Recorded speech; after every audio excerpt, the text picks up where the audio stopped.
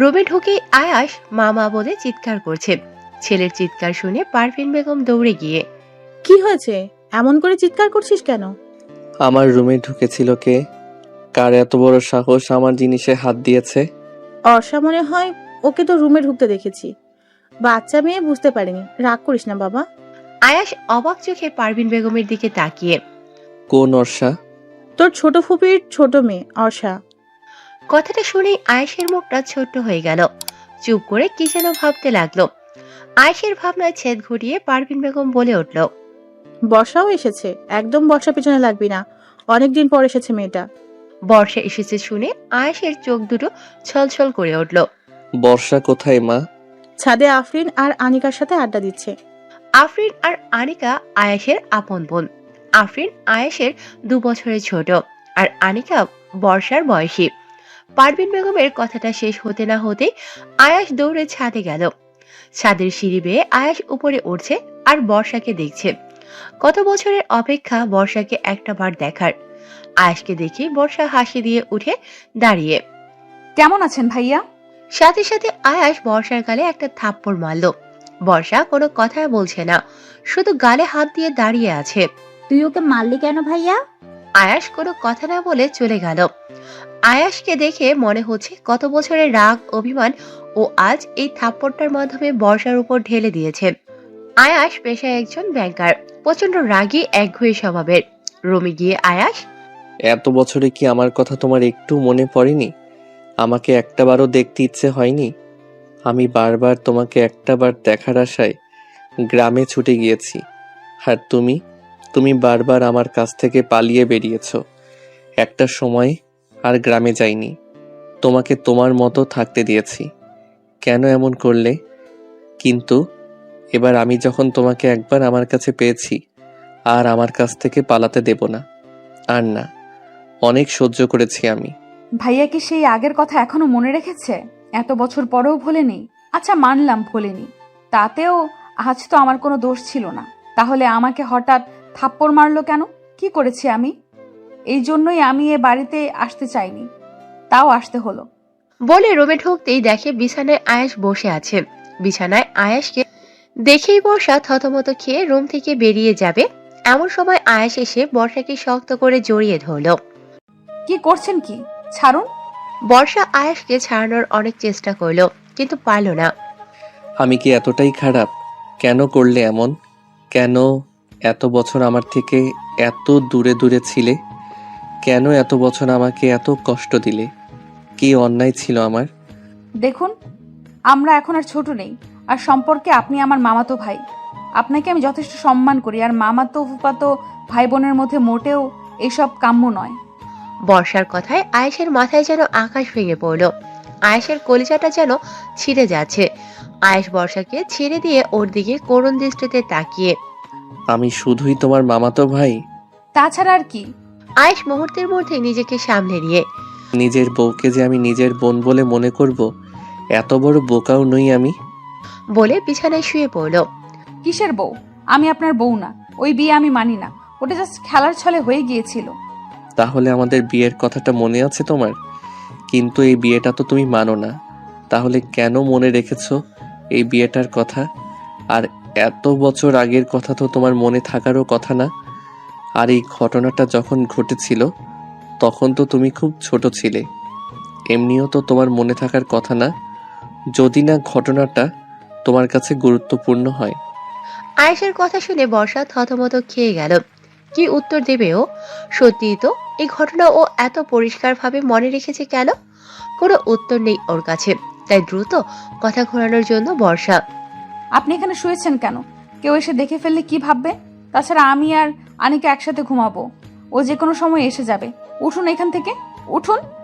আয়েশ উঠে বেরিয়ে যেতে যেতে, দেখতে শুনতে তো ভালোই হয়েছো। সেই বহু বছর আগেও তোমাকে দেখে তোমার উপর ফিদা হয়ে গিয়েছিলাম, আজ আবার নতুন করে হলাম। বলে রুম থেকে বেরিয়ে গেল। আয়েশ চলে যেতে যেন বর্ষা হাঁপ ছেড়ে বাঁচল। বর্ষা অনার্স 2য় বর্ষে পড়ে। দেখতে আহামরি অত সুন্দর নয়, কিন্তু চেহারায় অসম্ভব একটা মায়া আছে। কাহিনীটা শুরু হয়েছে আজ থেকে 16 বছর আগে। বর্ষার বড় খালামণি মানে আয়াসের বড় ফুপির মেয়ে নিপার বিয়ের উপলক্ষে আয়াস, আদিব, ওদের মা বাবা বোনেরা গ্রামে আসে। তখন বর্ষার বয়স বেশি হলে 4 বা 5 বছর। আয়াস আর আদিবের বয়স 10 বছর। আয়াস বর্ষার বড় মামার ছেলে আর আদিব বর্ষার ছোট মামার ছেলে, মানে আয়াসের কাকাতো ভাই। আয়াস আর আদিব এক বয়সী। ওরা এক বাড়িতেই থাকে। বাড়িতে ঢুকেই সবাইকে সালাম জানায়। বর্ষার মা গিয়ে পারভিন বেগমকে জড়িয়ে ধরে। এতদিন পরে আমাদের কথা মনে পড়লো ভাবি, তাও তো আসতে না। এই বিষয়টা যদি না হতো। আরে না, সবাই কথাই মনে পড়ে খুব, শুধু সময় আর সুযোগের অভাব। তা আমাদের টুনটুনি কোথায়? তখনই রুনা বেগমের পেছন থেকে গুটি গুটি পায়ে বেরিয়ে আসে ছোট্ট বর্ষা। চেহারায় অদ্ভুত একটা মায়া। রুনা বেগম বর্ষাকে দেখিয়ে, ওই যে তোমার টুনটুনি। মা, তুমি ওকে টুনটুনি বললে কেন? টুনটুনি তো পাখির নাম। এটা ওকে আদর করে বলেছি, আমি ওকে ভালোবেসে টুনটুনি বলে রেখেছি। এই টুনটুনি পাখি। তুই ওকে একদম টুনটুনি বলে ডাকবি না, ওকে শুধু আমি টুনটুনি বলে ডাকবো। বর্ষা শুধু দাঁড়িয়ে দাঁড়িয়ে চুপচাপ ওদের দেখছিল। ছোটবেলায় বর্ষা একটু চুপচাপ তবে মিশুক স্বভাবের ছিল। এরপর থেকেই টুনটুনি। এরপর যে কয়দিন আয়াস ওই বাড়িতে ছিল, শুধু টুনটুনি আর টুনটুনি। খেতে গেলে টুনটুনি, ঘুমাতে গেলে টুনটুনি। বর্ষা বয়সে অনেক ছোট, বাচ্চা মেয়ে একটা, কিন্তু অন্য কারোর সাথে খেলবে এটা আয়েশার একদম পছন্দ না। বর্ষাকে অন্য কারোর সাথে খেলতে দেখলেই বর্ষার গালে ঠাস ঠাস চড় পড়ত। আর বর্ষার উপর আয়েশের এই বেশি বেশি অধিকার ফলানো আদিব আবার ঠিক সহ্য করতে পারত না। কারণ আবির চাইতো বর্ষা শুধু ওর কথা শুনবে। 4 বছরের একটা বাচ্চা মেয়ে, ওদের দুই ভাইয়ের মধ্যে পড়ে প্রাণ যায় যায় আর কি। কিন্তু তখনও বর্ষা ততটা বোঝ ক্ষমতা হয়নি যে ওরা কি করছে, কেন করছে। নিপার বিয়ে শেষে আয়েশ আর আবিদরা যখন ফিরে আসবে, তখন বর্ষা মন খারাপ করে বসে আছে, কারণ সবাই চলে যাচ্ছে। হঠাৎ আয়াস বর্ষার কাছে গিয়ে, আমায় বিয়ে করবি টুনটুনি? কিভাবে? দেখলি না নিপা আপুর বিয়ের সময় নিপা আপুর স্বামী 3 বার কবুল বলল, আর নিপা আপুও 3 বার কবুল বলল, আর সবাই বলল বিয়ে হয়ে গেছে। কবুল কবুল কবুল, এই 3 বার আমি কবুল বলে দিয়েছি, এখন তুই বল। কবুল কবুল কবুল। কে জানতো এই 3 বার কবুল বলাই ওর জীবনে চরম ভুল হয়ে দাঁড়াবে। এরপর থেকে আয়েশের সব সময় এক কথা, বর্ষা আর বউ। ও বর্ষাকে বিয়ে করেছে। সেই ছোটবেলা থেকে আয়েশ আর আবির দুই ভাই বর্ষার জীবনটা তেজপাতা করে দিয়েছে। তারপর শেষ ঘটনা ঘটলো বর্ষা যখন ক্লাস 7-এ পড়ে। তখন আয়েশ আর আবির বড় ইন্টার পরীক্ষা দিয়েছে, কিন্তু তারপরও যে ওরা এমন একটা কাণ্ড ঘটাবে বর্ষা বুঝতে পারেনি। বর্ষা যখন ক্লাস 7-এ পড়ে, সবে শৈশব থেকে কৈশোরে পা দিয়েছে। এই প্রেম ভালোবাসা কেবল একটু একটু বুঝতে শিখেছে। তখন আয়েশ আর আবিদের বাড়িতে আসে বেড়াতে। হঠাৎ একদিন বিকেলে আবিদ বর্ষাকে এসে বলে, এই বর্ষা, ঘুরতে যাবি? কিন্তু আয়াস ভাইয়া যদি কিছু বলে? ওকে আমি দেখে নিব, তুই যাবি কিনা বল। চলো। তারপর বর্ষাকে নিয়ে আবিদ ঘুরতে বের হলো। এদিকে আয়াস কিছুক্ষণ বর্ষাকে না দেখে বর্ষা বর্ষা করে বাড়ি মাথায় তুলেছে। এই আনিকা বর্ষাকে দেখেছিস? ও তো আবিদ ভাইয়ের সাথে ঘুরতে বের হয়েছে। কি? আবিদের সাথে ঘুরতে বের হয়েছে শুনে আয়েশের তো মাথায় রক্ত উঠে গেছে। আয়াস রাস্তায় রাস্তায় আবিদ আর বর্ষাকে খুঁজতে লাগলো। হঠাৎ একটা ফুচকার দোকানের সামনে এসে দেখে বর্ষা আর আবিদ হাসাহাসি করছে আর ফুচকা খাচ্ছে। সাথে সাথে বর্ষার গালে একটা চড়। বর্ষার হাত থেকে ফুচকার প্লেট পড়ে গেল। আয়েশ বর্ষার দিকে তাকিয়ে, তোকে আমি পরে দেখে নিব। তারপর আবিদের কলার ধরে, তোকে এত বড় সাহস দিয়েছে কে যে তুই আমার পারমিশন ছাড়া আমার বউকে নিয়ে ঘুরতে বের হয়েছিস? কিসের বউ? খেলার চলে 3 বার কবুল বললেই বিয়ে হয়ে যায় নাকি? আজ তুই এখন বড় হয়েছিস, বুঝতে শেখ। ওটা কোনো বিয়ে ছিল না, ওটা জাস্ট খেলার ছলে হয়ে গেছে। আবিদের কথা শুনে আয়েশ রেগে মেগে আবিদকে মারলো এক ঘুষি। আবিদও ছেড়ে দেওয়ার পাত্র নয়, সেও আয়েশকে মারলো এক ঘুষি। এভাবে প্রায় 30 মিনিট মারামারি চলল। রাস্তার পাশের মানুষ এসে ওদের অনেক ছাড়ানোর চেষ্টা করলো, কিন্তু কেউ পারল না। অবশেষে রাস্তার পাশের লোকজন পুলিশে খবর দিল। পুলিশ এসে ওদের দুজনকে ধরে নিয়ে গেল আর ওদের বাড়ির লোককে খবর দিল। আয়াসের ঠোঁট ফেটে রক্ত পড়ছে, আবিদের গাল ফেটে রক্ত পড়ছে। আরমান সাহেব আয়েশের বাবা পুলিশ স্টেশন থেকে আয়েশ আর আবিদকে ছাড়িয়ে এনেছে। ছি ছি, লজ্জায় আমার মাথা কাটা যাচ্ছে। তোমাদের জন্য আজ আমাকে পুলিশ স্টেশন পর্যন্ত যেতে হয়েছে। তোমরা কি এখনো ছোট? কিন্তু তোমরা কি কারণে এমন করলে? আয়েশ আর আবিদ দুজনেই উঠে চলে যায়, কোনো কথা না বলে যে যার রুমে চলে গেল। সেদিন যে বর্ষার কারণে এইসব হয়েছে তা কেউই জানে না, কিন্তু ওই দিনের ঘটনায় বর্ষা খুব ভয় পেয়ে গিয়েছিল। ওই যে বর্ষা ওই বাড়ি থেকে চলে এসেছিল আর ওই বাড়িতে কখনো আসেনি। আয়েশ বারবার বর্ষাকে একটা বার দেখার জন্য গ্রামে ছুটে গিয়েছিল, কিন্তু বর্ষা সেই দিনের পর থেকে আর আয়েশের সামনে আসেনি। আসবেও বা কিভাবে? আয়েশ গ্রামে গিয়েছে শুনলেই আদিবও গ্রামে গিয়ে হাজির, আবার আবিদ গ্রামে গিয়েছে শুনলেই আয়েশও গ্রামে গিয়ে হাজির। যখনই গ্রামে যায় দুই ভাই একসাথে গিয়েই হাজির। আর এইদিকে বর্ষা দুই ভাই গ্রামে এসেছে শুনলেই কোনো অজুহাত দেখিয়ে অন্য কোনো আত্মীয়ের বাড়িতে চলে যেত। আর যতদিন না ওরা গ্রাম থেকে যেত বর্ষাও বাড়ি ফিরতো না। এভাবে করতে করতে একসময় আয়েশ আর আবিদও গ্রামে আসা ছেড়ে দেয়। বর্ষা এবারও এ বাড়িতে আসতে চায়নি, কিন্তু আফরিনের বিয়ে, না এসেও উপায় নেই। বর্ষার মামা বলেছে এইবার বর্ষা এ বাড়িতে না আসলে বর্ষাকে তুলে নিয়ে আসবে। আর তাছাড়া বর্ষা ভেবেছিল আয়েশ এখন বড় হয়েছে, চাকরি করে, এখন হয়তো ও পিছনের কথা সব ভুলে গিয়েছে। আয়েশের হয়তো এখন কোনো গার্লফ্রেন্ডও আছে, কিন্তু বর্ষা সব চিন্তা ভাবনাকে মিথ্যে প্রমাণ করে আয়েশ সব কিছু মনে রেখেছে।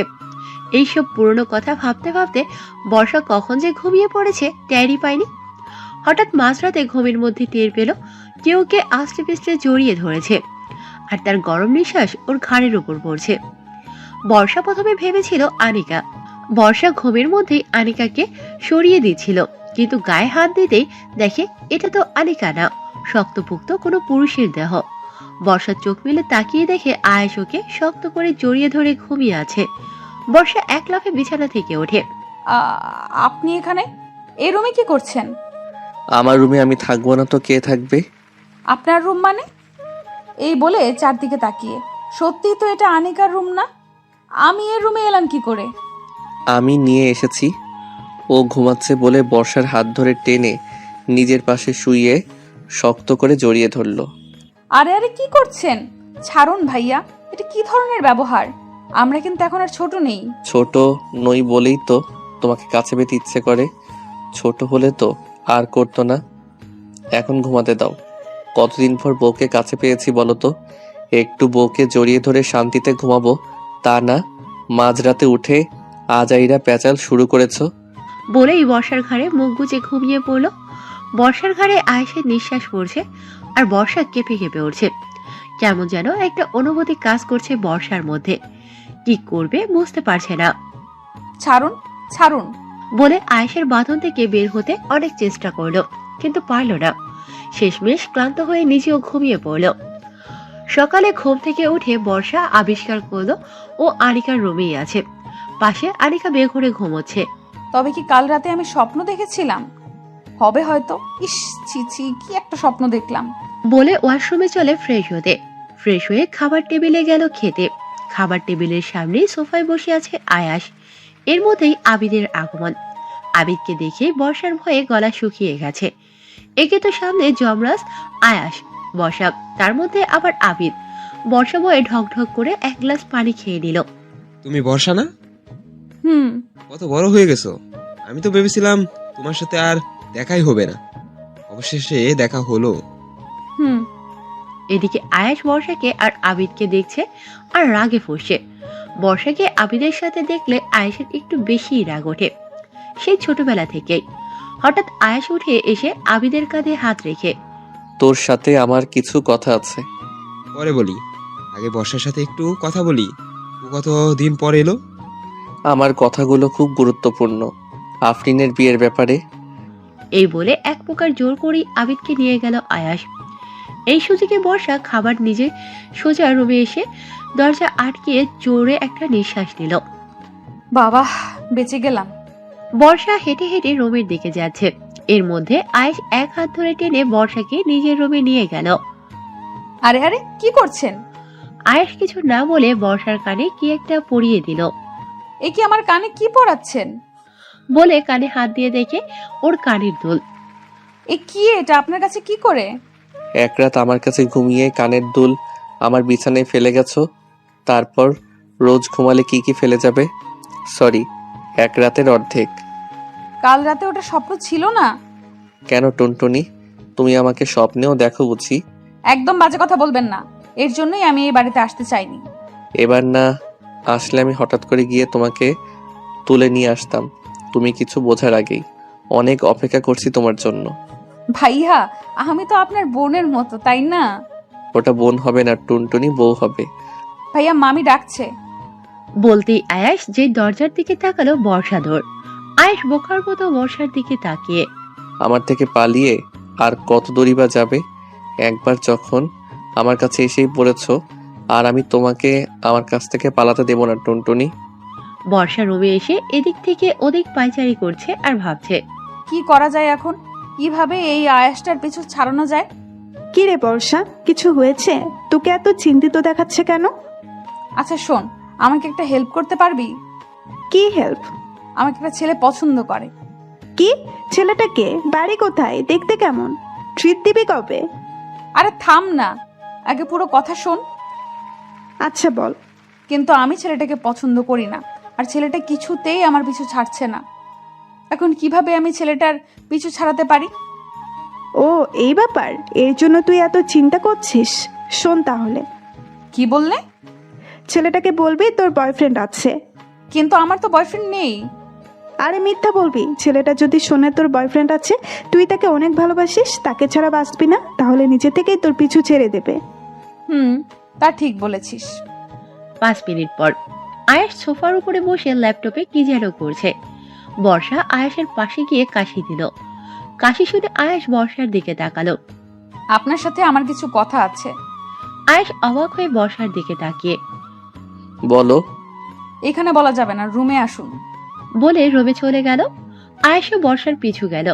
আয়াস রুমে ঢুকতেই বর্ষার দরজা আটকে দিল। ও বউটা দেখে আমাকে না দেখে আর থাকতে পারছে না, আবার দরজাও আটকে দিয়েছে।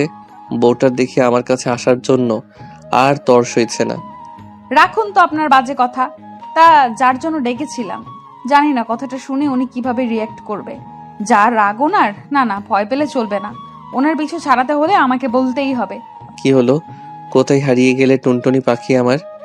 আসলে আসলে আসলে আমার না বয়ফ্রেন্ড আছে, তাকে ছাড়া আমি বাঁচবো না, আর সেও আমাকে ছাড়া বাঁচবে না। আপনি শুধু শুধু আমাদের মাঝে আসবেন না, আপনি আমাকে ভুলে যান। কথাগুলো এক নিঃশ্বাসে বলে বর্ষা দম ছাড়ল। কথাগুলো শুনে মুহূর্তের মধ্যে আয়েশের চোখ রক্তবর্ণ ধারণ করলো। আয়াস সজোরে পাশের দেয়ালে এক ঘুষি মারল আর বর্ষাকে দেয়ালের সাথে চেপে ধরল। এবার আয়েশকে দেখে বর্ষা খুব ভয় পেয়ে গেল। বর্ষা ভয়ে ভয়ে একটা ঢোক গিলে। রাগ করবেন না ভাইয়া, আসলে ভালোবাসা এমনিই হয়ে যায়। আর আমি আপনাকে এই কথা বলতে চাইনি, কিন্তু এখন দেখছি না বলেও উপায় নেই, তাই। এই চুপ, একদম চুপ। আমাকে কি ভেবেছিস তুই তোর বয়ফ্রেন্ডের কথা বলবি আর আমি তোকে ছেড়ে দিব? ছেড়ে দিলে তো আগেই দিতাম। এখনো তোর জন্য অপেক্ষা করতাম নাকি? তোর জন্য আমি আমার ভাইয়ের গায়ে হাত তুলতেও 2 বার ভাবিনি।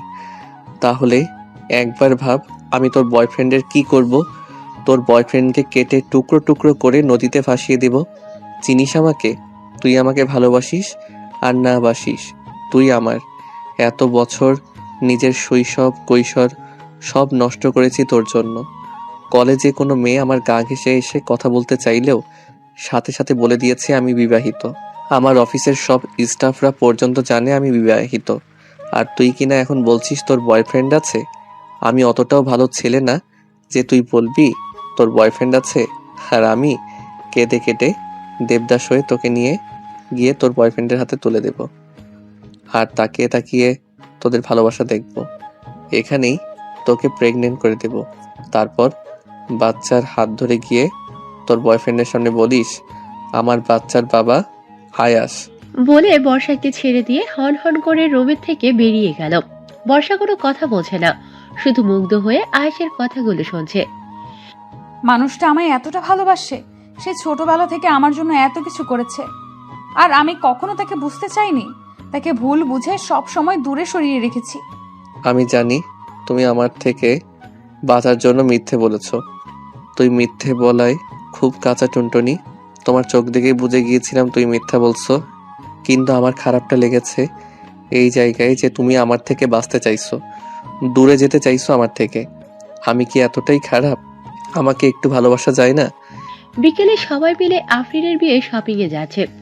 গাড়ির ড্রাইভিং সিটে বসেছে আয়াস, পাশের সিটে আবিদ, আর পিছনে আফরিন, আনিকা, বর্ষা, আবিদা, আবিদের বোন।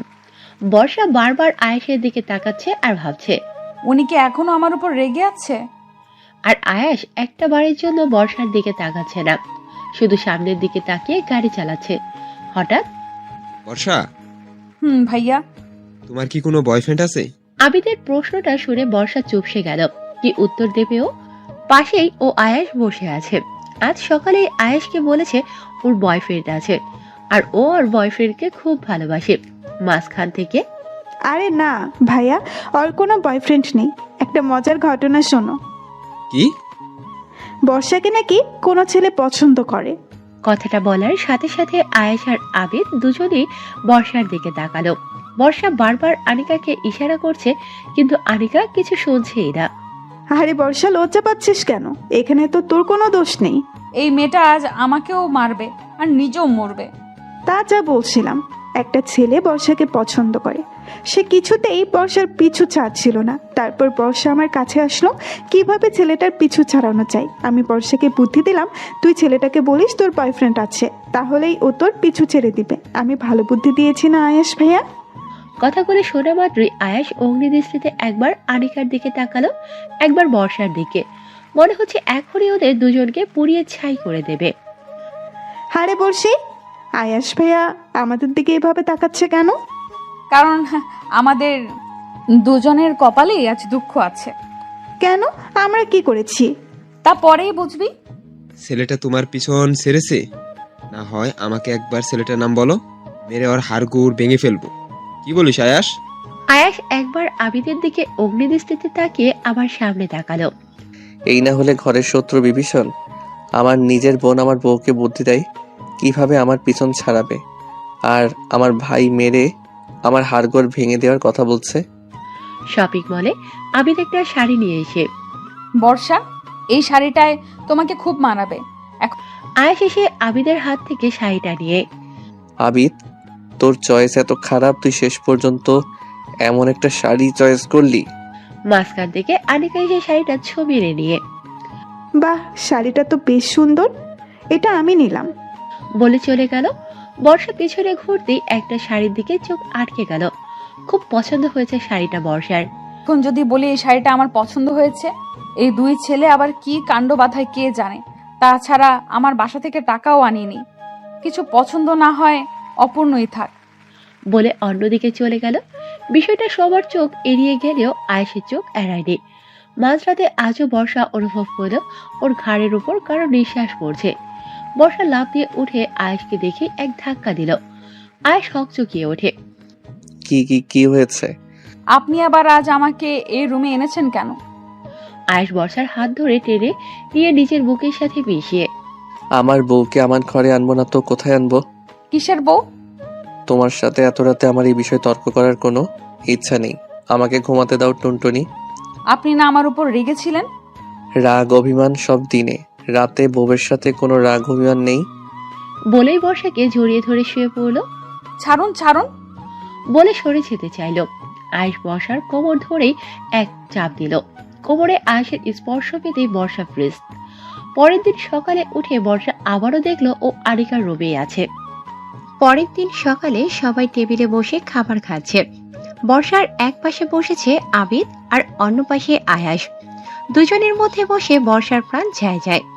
এই পাশ থেকে আবিদ বর্ষা বর্ষা করছে আর খাচ্ছে, আর ওই পাশ থেকে আয়াস বর্ষার দিকে অগ্নিদৃষ্টিতে তাকিয়ে আছে। খুব অস্বস্তি লাগছিল বর্ষার, তাই খাওয়া রেখেই উঠে পড়ল বর্ষা। এ কি বর্ষা, খাওয়া রেখে উঠলে কেন? আমার খাওয়া হয়ে গিয়েছে। কি বলো? এইটুকু খেলে কিভাবে হবে? বসো, সবটা শেষ করো। এইদিকে আবিদের কথা শুনছে আর আয়াস রাগে ফুঁসছে। বর্ষা আয়াসের রুমের পাশ থেকে হেঁটে যাচ্ছে। এর মধ্যে আয়াস বর্ষাকে টেনে নিয়ে দেয়ালের সাথে চেপে ধরলো। আবিদের সাথে এত মাখামাখি কিসের? কই এখন অবধি আবিদ ভাইয়া সেদে সেদে কথা বললে আমি কি করব? অত কিছু বুঝি না। তোমার সাথে আমার অন্য কারো সহ্য হয় না, ব্যাস এইটুকুই জানি। বাচ্চাদের মতো করছেন কেন? তুমি জানো না কেন বাচ্চাদের মতো করছি? না আমি জানি না ভাইয়া। এই তুমি কি বললে? একদম ভাইয়া বলবে না। আর 100 বার বলবো ভাইয়া ভাইয়া ভাইয়া ভাইয়া ভাইয়া। একবার ভাইয়া বললে কিন্তু খুব খারাপ হবে টুনটুনি। কি করবেন আপনি? বলতেই আয়াস নিজের ঠোঁট দুটো বর্ষার ঠোঁটের সাথে মিলিয়ে দিল। আয়াসের এমন কাণ্ডে বর্ষা অবাকের চূড়ান্ত সীমায় পৌঁছে গেছে। চোখ দুটো বড় হয়ে মনে হচ্ছে এখনই বেরিয়ে আসবে। একটু পর আয়াস বর্ষাকে ছেড়ে দিয়ে বর্ষার কোমর ধরে একদম নিজের কাছে নিয়ে এসে আর বলবে ভাইয়া? এটা কি করলেন ভাইয়া? বলতেই আয়াস আবার নিজের ঠোঁট দুটো বর্ষার ঠোঁটের সাথে মিলিয়ে দিল। বর্ষা আয়াসকে নিজের থেকে ছাড়ানোর অনেক চেষ্টা করছে, কিন্তু আয়াসের ওইদিকে কোনো ভ্রুক্ষেপ নেই। আয়াস বর্ষার ঠোঁটে স্বাদ নিতে ব্যস্ত। এখন বর্ষারও আর কিছু বলার নেই। কোনো এক অজানা অনুভূতি বর্ষাকে ঘিরে ধরেছে। বর্ষা ফ্রিজ হয়ে দাঁড়িয়ে আর বর্ষাকে কিছু না বলতে দেখে আয়াস আরো সাহস পেয়ে গেল। এবার রীতিমতো আয়াস বর্ষার ঠোঁট চষতে শুরু করলো, যেন বর্ষার ঠোঁট থেকে মধু খাচ্ছে। প্রায় 7-8 মিনিট পর বর্ষাকে ছেড়ে দিয়ে আয়াস নিজের বৃদ্ধা আঙ্গুলে দিয়ে বর্ষার ঠোঁটে স্লাইড করতে করতে ফের যদি ভাইয়া বলো এর থেকেও খারাপ হবে। ও সরি, খারাপ বলছি কেন? এর থেকেও রোমান্টিক কিছু হবে। বর্ষা এখনো স্ট্যাচুর মতো দাঁড়িয়ে আছে। আয়েশের কোনো কথা যেন ওর কানে যাচ্ছে না। বর্ষাকে কোনো কথা বলতে না দেখে বর্ষার চোখের সামনে আয়েশ তুড়ি বাজিয়ে, এই বর্ষা কোথায় হারিয়ে গেলে? নাকি এখনো আমার ঠোঁটের মধ্যে ডুবে আছো? আয়েশের কথায় বর্ষার ধ্যান ভাঙলো। আপনি এটা কি করলেন? এরকম একটা কাজ করতে পারলেন আমার সাথে? এইটুকুতে এই কথা বলছো? তাহলে যখন থেকে কৈশোরে থেকে যৌবনে পা দিয়েছি তখন থেকে প্রতি রাতে স্বপ্নে তোমার সাথে যা করেছি তার বিন্দু পরিমাণ যদি এখন তোমার সাথে করি তাহলে কি বলবে আমার টুনটুনি পাখি? বর্ষা আয়েশকে নিজের থেকে ধাক্কা দিয়ে সরিয়ে অসভ্য লোক একটা বলে চলে গেল। আয়াস বর্ষার চলে যাওয়ার দিকে তাকিয়ে দুষ্ট একটা হাসি দিল। মাত্র গোসল করে ভেজা চুলে বেরিয়ে ড্রেসিং টেবিলের সামনে চুল মুছে বর্ষা। ভেজা চুলে আমার টুনটুনি পাখিটাকে তো সেই লাগে। কথাটা শুনতেই পেছন ফিরে দেখে আয়াস বিছানার উপর বসে আছে। আপনি এখানে? তুমি যেখানে আমি সেখানে। এই আপনি কি কখনো আমার পিছু ছাড়বেন না? মরে গেলেও ভূত হয়ে আবার তোমার কাছে ফিরে আসবো। আপনার সাথে কথা বলে কোনো লাভ নেই। বের হন এর রুম থেকে, এখনই বের হন। না, আমি যাব না। থাকুন তাহলে আপনি, আমিই চলে যাচ্ছি। বলে রুম থেকে বের হতে নিলে আয়াস বর্ষার কোমর ধরে টেনে নিজের কাছে নিয়ে আসে। এগুলো কি ধরনের অসভ্যতামি? উফ বউ, তুমি রাগলে তোমাকে যা হট লাগে না। এগুলো কি ধরনের মুখের ভাষা? বলতেই আয়াস আলতোভাবে বর্ষার গলায় হাত দিল। গলায় হাত দিয়ে আয়াস বর্ষার ঠোঁটের দিকে আগাচ্ছে। এর মধ্যে বর্ষা, আনিকার গলা শুনতেই আয়াস বর্ষাকে ছেড়ে দিল। ভাইয়া তুই এখানে? তোর সাথেই দেখা করতে আসছিলাম। কেন? গাড়িতে যেন কি বলছিলি? বর্ষাকে একটা ছেলে পছন্দ করে, তাকে ওর থেকে দূরে সরানোর জন্য ওকে বুদ্ধি দিয়েছিস। ওর বয়ফ্রেন্ডের কাছে এটা তাকে বলার। এসব উদ্ভট বুদ্ধি তোর মাথায় আসে কোথা থেকে? ফের যদি শুনি তুই এসব উল্টাপাল্টা বুদ্ধি বর্ষাকে দিয়েছিস, মেরে তোকে তক্তা বানিয়ে দেব। ঘরের শত্রু বিভীষণ কোথাকার। বলে চলে গেল। আনিকা বর্ষার দিকে অবাক হয়ে তাকিয়ে, হ্যাঁ রে বর্ষা, ভাইয়া কি বলে গেল? আমি তো কিছুই বুঝলাম না। আমি কিভাবে জানবো? বলে রুম থেকে বেরিয়ে গেল। আজ রাতে বর্ষা বসে আছে। আজও দেখবে কিভাবে ও ঘুমালে আয়াস এসে ওকে তার রুমে নিয়ে যায়। রাত 1টা। কে যেন দরজা খুলে বর্ষার রুমের ভিতর আসছে। আপনি আবার এসেছেন? তুমি ঘুমাওনি? আমাকে আপনার রুমে নিয়ে যেতে দেব না। ওকে কি আর করার? আমার বউ আমাকে ছেড়ে ঘুমাতে পারলেও আমি তো আমার বউকে ছাড়া ঘুমাতে পারবো না। আজ তাহলে আমি এখানেই ঘুমাবো বউয়ের সাথে। বলেই বিছানায় শুয়ে পড়ল। বর্ষা হন্তদন্ত হয়ে উঠে দাঁড়িয়ে, আরে কি করছেন? আনিকা উঠে যাবে তো। বর্ষা দাঁড়াতেই আয়েশ বর্ষাকে কোলে তুলে নিয়ে হাঁটা শুরু করলো। আরে আরে কি করছেন? আমাকে নামান, আমি আপনার রুমে যাব না। এত চিৎকার করছো কেন? বাড়ির সবাই উঠে যাবে তো। উঠুক, উঠে দেখুক বাড়ির ছেলে মাঝরাতে আমার সাথে কি ধরনের অসভ্যতামি শুরু করেছে। বাড়ির সবাই উঠলে তোমারই সমস্যা। তুই তো জানোই আমার একটা লজ্জা শরম কম, কিন্তু তোমার তো লজ্জা শরম নাগের ডগায়। বলে বর্ষাকে বিছানায় শুয়ে বর্ষাকে জড়িয়ে ধরে ঘুমিয়ে পড়ল। বর্ষারও কিছু করার নেই, এত বড় একটা পুরুষ মানুষের সাথে ও শক্তিতে কি করে কুলিয়ে উঠতে পারে। সকালে উঠে বর্ষা দেখে ও ওর রুমেই আছে। কবে যে এই বাড়ি থেকে চলে যেতে পারবো কে জানে। বর্ষা ফ্রেশ হয়ে সিঁড়ি থেকে নিচে নামছে, এর মধ্যে একটা ছেলে দৌড়ে এসে, আরে বর্ষা না, আরে অয়ন, তুই এখানে? আমার ভাইয়ের বিয়ে, ভাবির সাথে একটু দেখা করতে এলাম। তুই এখানে? তোর ভাবি আমার বোন। তাহলে এখন তো আমরা বিআইবিএন, কি বলো? বলে দুজনই হেসে দিল। অয়ন বর্ষার ক্লাসমেট। এদিকে বুকে হাত গুজে আবিদ আর আয়ান দুজনই দেখছে বর্ষা অয়ন হেসে হেসে কথা বলছে। ওদের দুজনের চোখ দিয়ে যেন আগুন ঝরছে। আবিদ ছেলেটাকে, সে আফরিনের হবু বরের খালাতো ভাই। যাই হোক, ওর কপালে দুঃখ আছে। দুঃখের থেকেও বেশি কিছু আছে। একটু পর বর্ষাকে একা দেখতে পেয়ে আবিদ আর আয়াস দুজনই ওর কাছে গেল। ছেলেটাকে?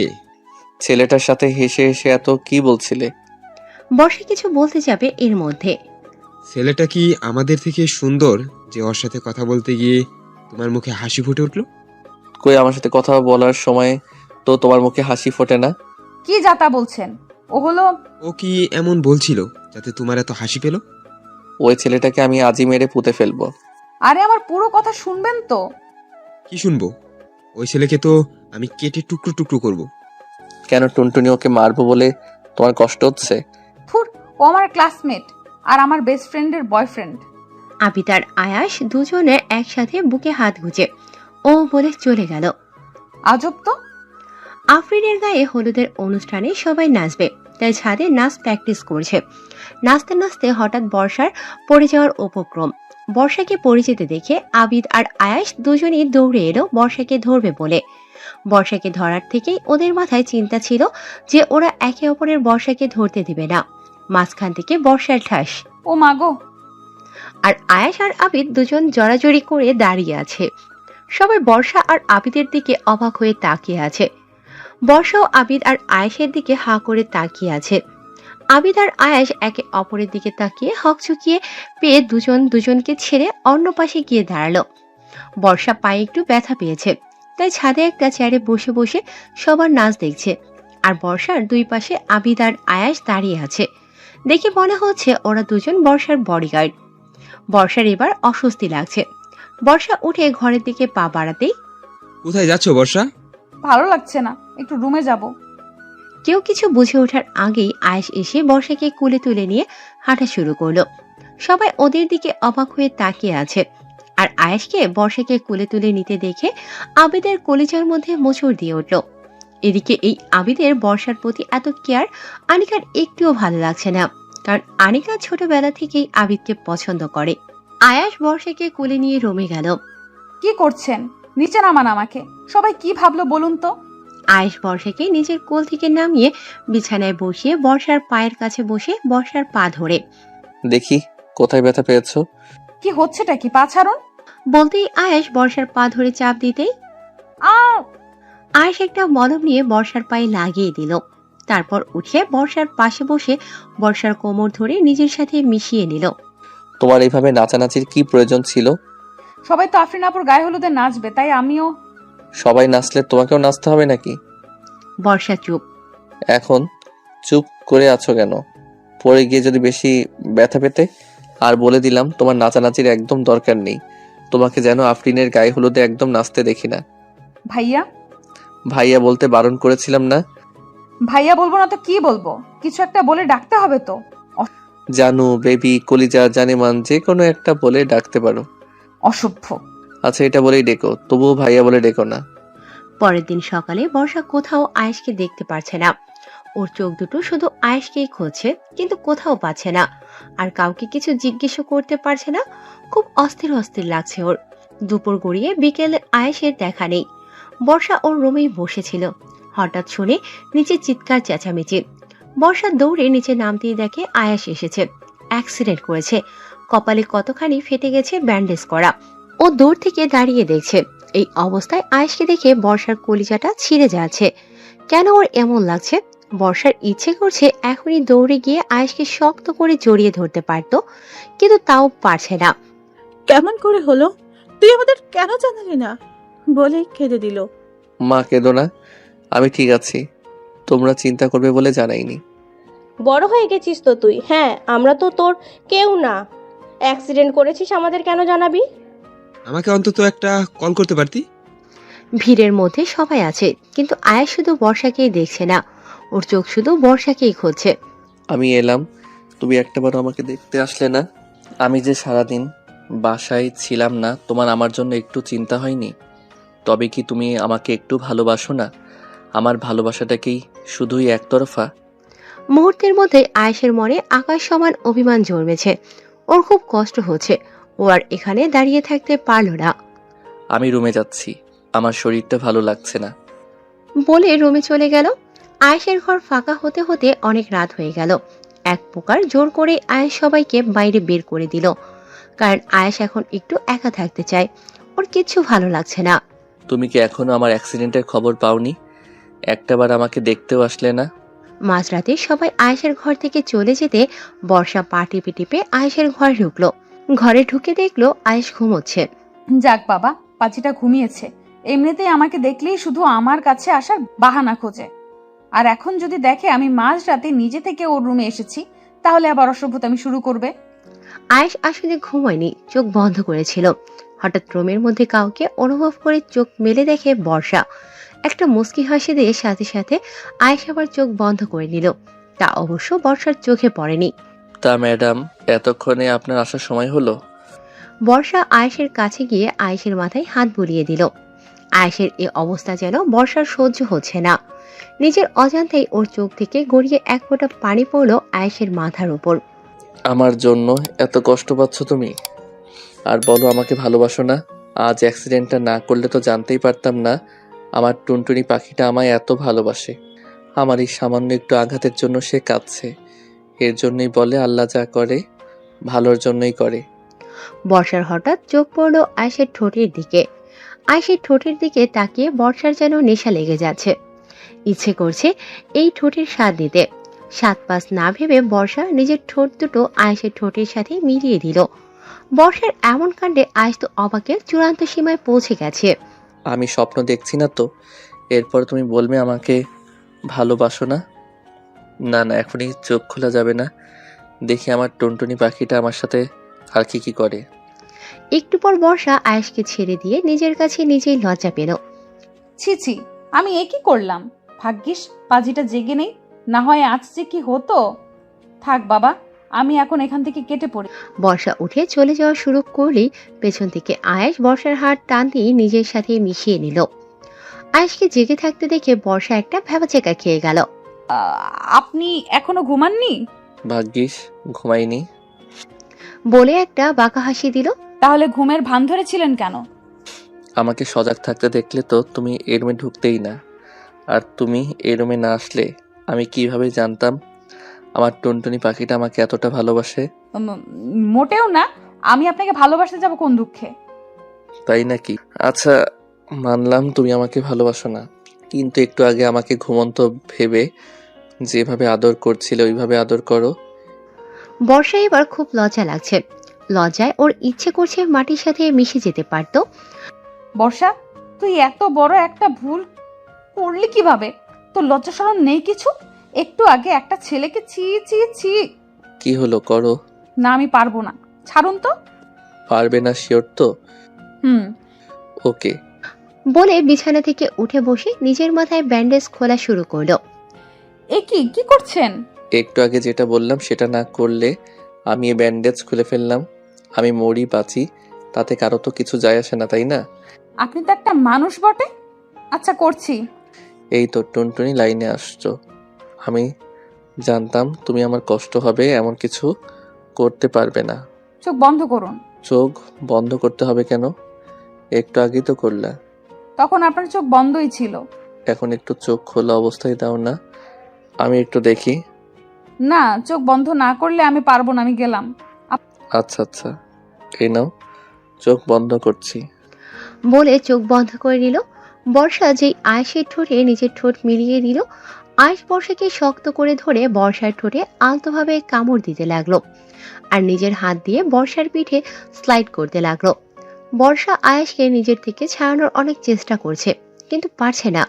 প্রায় 10 মিনিট পর আয়েশ বর্ষাকে ছেড়ে দিতেই বর্ষা উঠে দাঁড়িয়ে হাঁপাতে হাঁপাতে একটা অসভ্য।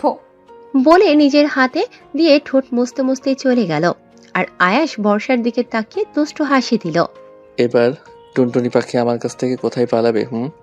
আমি তো অলরেডি তোমাকে আমার খাঁচায় বন্দি করে ফেলেছি। এখন শুধু তোমার নিজের মুখ থেকে স্বীকার করানোর পালা। সকালে খাবার টেবিলে সবাই খেতে বসেছে। বর্ষা আর আয়াজ আজ মুখোমুখি খেতে বসেছে। রোজ তো এই পাজিটা আমার পাশে বসে, আজ মুখোমুখি খেতে বসেছে। কাহিনীটা কি? একটু পর খাওয়ার মধ্যে বর্ষা অনুভব করছে কেউ টেবিলের নিচ থেকে তার পা দিয়ে ওর পায়ে আস্তে আস্তে স্লাইড করছে। বর্ষা আয়েশের দিকে তাকাতে আয়েশ একটা চোখ টিপ দিল আর মুসকি মুসকি হাসতে হাসতে। এই কাজ যে কে করেছে বর্ষার আর বুঝতে বাকি রইল না। ও, এই কারণে আজ আমার সামনে বসা হয়েছে। অসভ্য ছেলে একটা। এবার বর্ষার অসহ্য লাগছে। আয়েশ কতক্ষণ নিজের পা দিয়ে বর্ষার পায়ে চিমটি কাটছে, কতক্ষণ স্লাইড করেছে, কতক্ষণ ওর পা দিয়ে বর্ষার পা চেপে ধরছে। বর্ষা এবার খাবার অর্ধেক রেখে টেবিল থেকে উঠে পড়ল। এ কি বর্ষা, তুই উঠে পড়লি কেন? আমার পেট ভরে গেছে মামি। এখানে কি হচ্ছে হয়তো আবিদ একটু হলেও বুঝতে পারছে।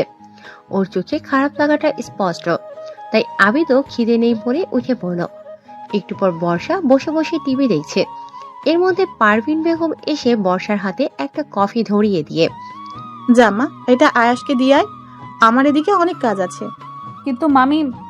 আর কিছু বলার আগেই পারভিন বেগম রান্নাঘরে চলে গেল। আমাকে দিয়েছে ওই পাজিটার ঘরে কফি দিয়ে আসতে। যাকে আমি এড়িয়ে চলতে চাই সেই বারবার আমার সামনে আসে। পোড়া কপাল আমার। বর্ষা কফি দিয়ে আসতেই আয়েশের রুমে ঢুকতেই দেখে আয়েশ কেবল গোসল করে বেরিয়েছে। মাথার চুল ভেজা, খালি গায়ে গলায় একটা টাওয়েল। আয়েশকে এভাবে দেখে বর্ষা হাঁ হয়ে তাকিয়ে আছে, যেন আয়েশের ধ্যানে পড়েছে। আয়েশ সামনে এসে তুড়ি বাজাতেই বর্ষার ধ্যান ভাঙল। ওভাবে তাকিয়ে আছো কেন? আমার লজ্জা করে না বুঝি? এ তো ভূতের মুখে রাম নাম, আপনার আবার লজ্জা? মামি আপনার জন্য কফি পাঠিয়েছে। বলে টেবিলের ওপর কফি রেখে চলে যাওয়া শুরু করলো। আয়েশ গলায় টাওয়েলটা খুলে টাওয়েল জড়িয়ে বর্ষাকে নিজের কাছে নিয়ে এলো। কি হচ্ছে কি? কোথায় যাচ্ছ শুনি? কেন, কোনো কাজ আছে নাকি? আছে তো। কি কাজ? এই যে আমার গা মুছে দাও। আমি পারবো না। আচ্ছা, তুমি আমার গা মুছে দিলে না দিলে আমিও মুছবো না। এমনি কাল অ্যাক্সিডেন্ট করে আমার মাথা ফেটে গেছে, এখন আবার গা না মুছে দিলে আমার ঠান্ডা লাগবে, জ্বর আসবে, আমি মরে গেলেও বা কার কি? আপনি কিন্তু এখন রীতিমতো আমাকে ইমোশনাল ব্ল্যাকমেল করছেন। আমি ইমোশনাল ব্ল্যাকমেল করলেই বা কি? তুমি তো আমাকে ভালোবাসো না? টাওয়েল দিন, আমি মুছে দিচ্ছি। বর্ষার টাওয়াল দিয়ে আয়েশের গা মুছে দিচ্ছে আর আয়াস মুসকি মুসকি হাসে। আমার টুনটুনি পাখিটা এবার ভালোভাবে ফেসেছে। কাল আফরিনের গায়ে হলুদ, বাড়ি ভর্তি মানুষ। এত মানুষ কোথায় ঘুমাবে? ঠিক হলো আয়াস, আবিদ আর ওর 2 মামাতো ভাই এক রুমে ঘুমাবে। কথাটা শুনে আয়েশের মেজাজ আকাশ ছিল। ও কিছুতেই ওর রুমে কাউকে অ্যালাউ করবে না। আমার রুমে এত মানুষ ঘুমালে আমার বউটাকে আমার কাছে আনবো কিভাবে? সারাদিন আমার টুনটুনি পাখিটা আমার থেকে পালিয়ে বেড়ায়, রাত হলে একটু ভয় দেখিয়ে ব্ল্যাকমেইল করে আমার কাছে পাই। অনেক বারণ করা সত্ত্বেও কেউ আয়েশের কথা শুনল না। ওর রুমে ওরা 4 জন ঘুমালো। এদিকে বর্ষার রুমেও আজ অনেক মানুষ। এক রুমে 5টা মেয়ে ঘুমাবে। মাঝরাতে আয়েশ বিছানায় শুয়ে এপাশ ওপাশ করছে, ওর ঘুম আসছে না। এই কয়দিনেই টুনটুনি পাখিটা আমার অভ্যাসটা খারাপ করে দিয়েছে। ওকে না জড়িয়ে ধরে ঘুমালে আমার ঘুমই হয় না। যাক, আজ আর ওকে কাছে পাবো না তো যাই অন্তত আমার টুনটুনি পাখিটাকে একবার একটু দেখে আসি। বলে পা টিপে টিপে রুম থেকে বেরিয়ে গেল। বর্ষার রুমের কাছে গিয়ে দেখে ওরা এখনো ঘুমায়নি। হঠাৎ আয়েশ শুনতে পেল আনিকা বলছে, এই তোরা এখন ঘুম না হয় চোখের নিচে আবার ডার্ক সার্কেল পড়বে, তখন ছেলে পটাবি কিভাবে? অমনি আয়েশের মাথা গরম ছিল। আনিকার এই কথা শুনে আয়েশের মাথা আরো গরম হয়ে গেল। এটা কি আমার বোন? সন্দেহ হচ্ছে। সব সময় আমার পিছনে বাঁশ দেওয়ার জন্য রেডি হয়ে থাকে। আমার সামনে আমার বউকে কিনা অন্য ছেলে পটানোর বুদ্ধি দেয়। কিন্তু আনিকার কথা শুনে আয়েশের মাথায় একটা বুদ্ধি আসে। আচ্ছা, আমি যেমন অন্য ছেলেদের সাথে ওকে দেখলে আমার জেলাস হয়, ওরও কি আমাকে অন্য মেয়েদের সাথে দেখলে এমন জেলাস হয়? সিনেমায় তো দেখি নায়ক নায়িকার সামনে অন্য মেয়েদের সাথে ফ্লার্টিং করলে নায়িকা কেঁদে কেটে এসে নায়কের কাছে তার ভালোবাসার কথা বলে। আমিও যদি টুনটুনির সামনে অন্য মেয়েদের সাথে কথা বলি, টুনটুনিও কি আমার কাছে এসে ওর ভালোবাসার কথা বলে দেবে? দেখতে হচ্ছে তো বিষয়টা। বলে একটা বাঁকা হাসি দিয়ে নিজের রুমে চলে গেল আয়াস। পরের দিন আফরিনের গায়ে হলুদ। আজ সব ছেলেরা পরেছে হলুদ পাঞ্জাবি আর মেয়েরা হলুদ শাড়ি। আয়াস সেই কখন থেকে রেডি হয়ে বসে আছে তার টুনটুনি পাখিকে আজকে শাড়িতে কেমন লাগছে দেখবে বলে, কিন্তু বর্ষার তো কোনো খোঁজ খবরই নেই। এতক্ষণ লাগে মানুষের রেডি হতে, এই মেয়েরাও না। বলে সামনে তাকাতেই দেখে বর্ষা দাঁড়িয়ে আছে, হলুদ শাড়ি, হালকা মেকআপ, চুলগুলো খোলা। বর্ষাকে যেন অপরূপ লাগছে। আয়েশ হা করে বর্ষার দিকে তাকিয়ে আছে। এদিকে আয়েশকে হলুদ পাঞ্জাবিতে দেখে বর্ষার হার্টবিট বেড়েই চলেছে। বর্ষা আয়েশের দিক থেকে যেন চোখই ফেরাতে পারছে না। আয়েশ আর বর্ষা দুজন দুজনের দিকে তাকিয়ে যেন কোথাও একটা হারিয়ে গেছে। হঠাৎ না না, আমাকে এবার আমার কাজ শুরু করতে হবে, না হয় বর্ষার মনের কথা জানবো কিভাবে? এর মধ্যে হঠাৎ আয়েশের পাশ থেকে একটা মেয়ে যাচ্ছিল। এই যে মিস, আপনাকে না আজ খুব সুন্দর লাগছে। থ্যাঙ্কস, আপনাকেও খুব সুন্দর লাগছে। আপনার থেকে বেশি না। কি যে বলেন না, আপনার নাম্বারটা? তোকে নাম্বার দেব কেন? তোর মতো ময়দার দোকানকে যে সুন্দর বলেছি এই বেশি। মেয়ে তো খুব ফাস্ট। কি হলো বলছেন না যে? আমি ফোন ইউজ করি না। কি বলেন? এই যুগে আপনার মতো একটা হ্যান্ডসাম ছেলে ফোন ইউজ করে না? এটা আমি বিশ্বাস করি না। বললাম না আমি ফোন ইউজ করি না। নিজেই সে ফ্ল্যাটিং শুরু করলো, এখন নিজেই ধমক দিচ্ছে। পাগল টাগল নাকি? মেয়েটির কথা শুনে আয়েশ যেন থতমত খেয়ে গেল, বলে চলে গেল। তারপর বর্ষার দিকে তাকাতেই আয়েশ দেখলো বর্ষা ওর দিকে তাকিয়ে বুকে হাত গুজে মুস্কি মুস্কি হাসছে। এ কি বর্ষা আমার দিকে তাকিয়ে হাসছে কেন? এই যে ওর সামনে আমি অন্য মেয়েদের সাথে ফ্লার্টিং করলাম, এর একটু প্রভাবও কি ওর উপর পড়েনি? তবে কি ও আমাকে ভালোবাসে না? যদি বিশ্বাসই না করলাম মিস্টার আয়াস, তাহলে আপনাকে কিসের ভালোবাসলাম? আমাকে কি আপনার বাংলা সিনেমার নায়িকা মনে হয় যে আপনি আমার সামনে অন্য মেয়েদের সাথে ফ্লার্টিং করবেন আর আমি আপনার সামনে গিয়ে কেঁদে কেঁদে আমার ভালোবাসার কথা প্রকাশ করব? যে ছেলে 17টা বছর আমার জন্য অপেক্ষা করেছে, আমার জন্য এত কিছু করেছে, সে আমাকে কতটা ভালোবাসে তা আমি খুব ভালোভাবেই জানি। আর অন্য মেয়ে, সেই মানুষটা যে আমাকে ছাড়া অন্য কারো কথা ভাবতেও পারে না তাও আমি জানি। হ্যাঁ, আপনাকে অন্য মেয়েদের সাথে ফ্লার্টিং করতে দেখে আমার খারাপ একটু লেগেছে, কিন্তু আপনি হয়তো ভুলে গেছেন আমার থেকে আপনার জেলাসির লেভেলটা অনেক বেশি। তো এখন দেখুন আমি কি করি। আমাকে জেলাস ফিল করানোর জন্য অন্য মেয়েদের সাথে ফ্লার্টিং? দাঁড়ান, মজা দেখাচ্ছি। বর্ষা হঠাৎ একটা ছেলের দিকে তাকিয়ে, এই যে ভাইয়া, শুনছেন? জি বলুন। আমাকে কেমন লাগছে? ছেলেটা একটু আমতা আমতা করে, পরীর মতো লাগছে। আপনাকে জিনের মতো লাগছে। মানে? এই যে জিন পরি, বুঝতেই পারছেন আমি কি বলতে চাচ্ছি। বুঝেছি তো।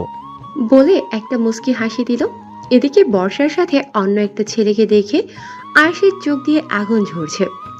ওর সাহস তো কম না, আবার কি সব জিন পরিটরি বলছে। ওর জিন পরি আমি ছুটাচ্ছি।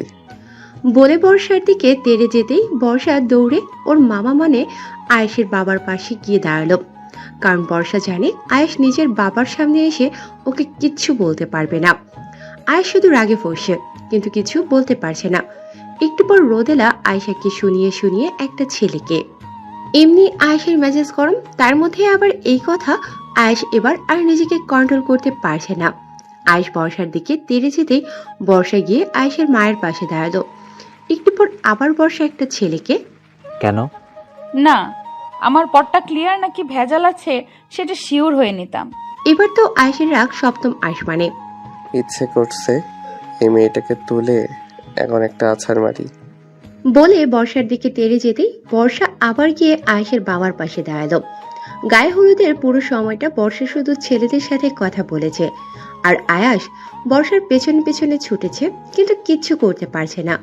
যেই ও বর্ষাকে ধরতে যায়, বর্ষা গিয়ে আয়েশের মা না হয় বাবার পাশে গিয়ে দাঁড়ায়।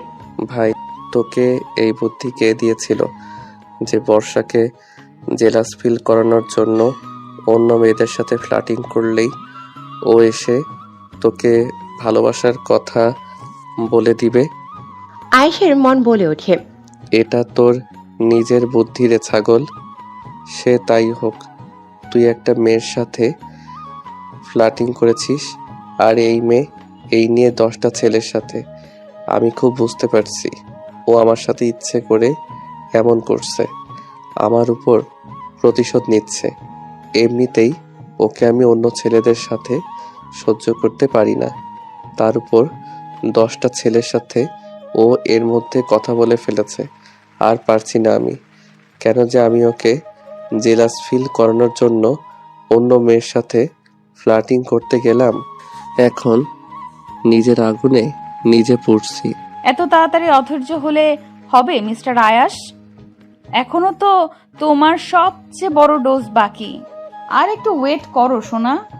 এর মধ্যে হঠাৎ বর্ষার সামনে থেকে আদিব যাচ্ছে। আরে আবিদ ভাইয়া, আপনাকে তো আজ জোশ লাগছে। তোমাকে খুব সুন্দর লাগছে বর্ষা। শুধু শুধু কি? আপনার পাঞ্জাবির কালারটা। বলে নিজেই আদিবের কলারটা ঠিক করে দিতে লাগলো। আদিব এক দৃষ্টিতে মুগ্ধ নয়নে বর্ষার দিকে তাকিয়ে আছে। এর মধ্যে হঠাৎ আনিকা আসলো। আনিকা আদিব আর বর্ষাকে এভাবে ঠিক সহ্য করতে পারছে না। নিজের অজান্তেই আনিকার চোখ থেকে এক ফোঁটা পানি গড়িয়ে পড়ল। আরে আনিকা। আনিকা দ্রুত চোখ মুছে। জি ভাইয়া। শাড়িতে তো তোকে বেশ লাগছে। একই বাড়িতে থাকি অথচ আগে তো খেয়াল করিনি। মুহূর্তের মধ্যে আনিকার মুখে হাসি ফুটে উঠল। থ্যাঙ্কস ভাইয়া। এদিকে আদিব আর বর্ষাকে একসাথে দেখে আয়েশের রাগে পুরো শরীর থেকে আগুন ঝরছে। চোখ দুটো অসম্ভব লাল হয়ে আছে। মনে হচ্ছে এখনই বর্ষাকে ওর চোখ দিয়ে পুড়িয়ে ছাই করে দেবে। এই মেয়েটা আমাকে পাগল করে ছাড়বে। ওর এখনই একটা ব্যবস্থা করা দরকার। বলেই বর্ষার হাত ধরে টান দিল। বর্ষা প্রতিবার পালিয়ে গেল। এবার হঠাৎ আনিকা এসে পড়ায় আর পালাতে পারেনি। আর কিছু বুঝে ওঠার আগেই আয়াস গিয়ে বর্ষার হাত চেপে ধরে। বর্ষার তো প্রাণ যায় যায় পালা।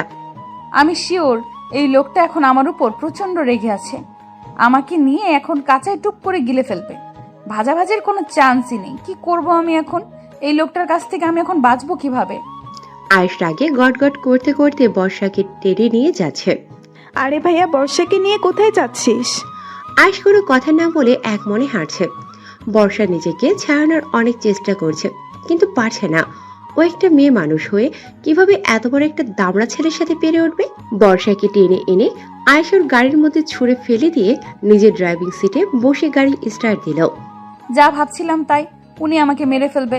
বাড়ি থেকে দূরে নিয়ে গিয়ে আমাকে মেরে ফেলে দিয়ে আসবে, যাতে বাড়ির কেউ টের না পায়। কি শয়তানি চিন্তা ভাবনা। না না, যে করেই হোক নিজেকে বাঁচাতেই হবে। ভয় পেলে চলবে না। হেল্প হেল্প, কেউ আমাকে বাঁচান। এই ছেলেটা আমাকে মেরে ফেলবে। এই আমাকে কোথায় নিয়ে যাচ্ছেন? গাড়ি থামান। Help help. এই চুপ, একদম চুপ। আর একটা কথা বললে সত্যি সত্যি গাড়ি থেকে ফেলে দিয়ে গাড়ি দিয়ে পিষে মেরে ফেলবো। তারপর সবাইকে বলবো অ্যাক্সিডেন্ট। আয়েশের ধমক শুনে বর্ষা ভয়ে চুপসে গেল। এই ছেলেকে এখন বিশ্বাস নেই। যে পরিমাণ রেগে আছে, এখন যা খুশি করতে পারে। আমি নিজেই তো ওনাকে রাগিয়ে দিয়েছি। বুঝতে পারিনি যে এমন ভাবে ফেসে যাব। সব হয়েছে ওই আনিকার জন্য। ওর একদম ওই সময় আসা লাগে। ওর জন্য আমার এই রাক্ষসটার হাত থেকে পালানোর সুযোগ পাইনি। আল্লাহ, তোমার কাছে বিচার দিলাম। আমার মৃত্যুর জন্য দায়ী থাকবে এই দুই ভাই বোন, আয়াস আর আনিকা। আয়াস হঠাৎ গাড়ি থামালো। বর্ষা তাকিয়ে দেখে কাজী অফিস। এ কি? আমাকে এখানে নিয়ে এসেছেন কেন? গাড়ি থেকে নামো। না, আমি নামবো না। আপনি আমাকে এখানে কেন এনেছেন? তোমার এই কি কেনর উত্তর দেওয়ার সময় আমার হাতে নেই। বলে বর্ষাকে কোলে নিয়ে হাঁটা শুরু করলো। আরে কি করছেন? নামান আমাকে। আয়েশ কোনো কথা না বলে সোজা বর্ষাকে কাজী সাহেবের সামনে বসিয়ে। আপনি বিয়ে পড়ানো শুরু কর। কার বিয়ে? কাজী সাহেব বর্ষার দিকে তাকিয়ে আছে। কাজী সাহেব, আপনি আপনার কাজ করেন। বলুন না কবুল। না, আমি কবুল বলবো না। আমি এই বিয়ে করব না। কিসের বিয়ে? আমার এইভাবে এখানে আনার মানে কি? আমি এই বিয়ে করব না। উনি কি এই বিয়েতে রাজি নয়? শিওর তুমি কবুল বলবে না? বলে নিজের পকেট থেকে একটা ছুরি বের করলো, কাজী সাহেবের সামনে থাকা টেবিলের নিচের দিকে রাখলো যাতে কেউ দেখতে না পায়। ছুরিটা দেখেই বর্ষা খুব ভয় পেয়ে গেল। বর্ষা ভয়ে ভয়ে একটা ঢোক গেল। এই ছেলেটা কি করতে চাইছেটা কি? আয়েশ বর্ষার কানের কাছে মুখ নিয়ে, তুমি যদি এখন কবুল না বলো তাহলে এখনই তোমাকে এই ছুরিটা দিয়ে জবাই করব। না, আমি কবুল বলবো না। ওকে বেবি, ঠিক আছে। আমি আবার তোমাকে বেশি কষ্ট দিয়ে মারতে পারবো না। প্রথমে তুমি যে মুখ দিয়ে কবুল বলনি সেই মুখটা জাপানের কুচিসাকি ওনার মতো করে কেটে দেব। তারপর তোমার মুখটা থেকে রক্ত গড়িয়ে গড়িয়ে পড়বে। তারপর যে ঠোঁট দুটো নাচিয়ে নাচিয়ে তুমি আমার সামনে অন্য ছেলেদের সাথে কথা বলছিলে সেই ঠোঁট দুটো কেটে নেব। তারপর তোমার গলাটা কেটে দেব। তোমার গলা থেকে ছিরছির করে রক্ত বের হবে। তারপর তুমি যে জিভ দিয়ে আমার সামনে অন্য ছেলেদের সাথে কথা বলছিলে সেই জিভটা কেটে 1,00,000 টুকরো করব। তাকে বলে কিমা করব।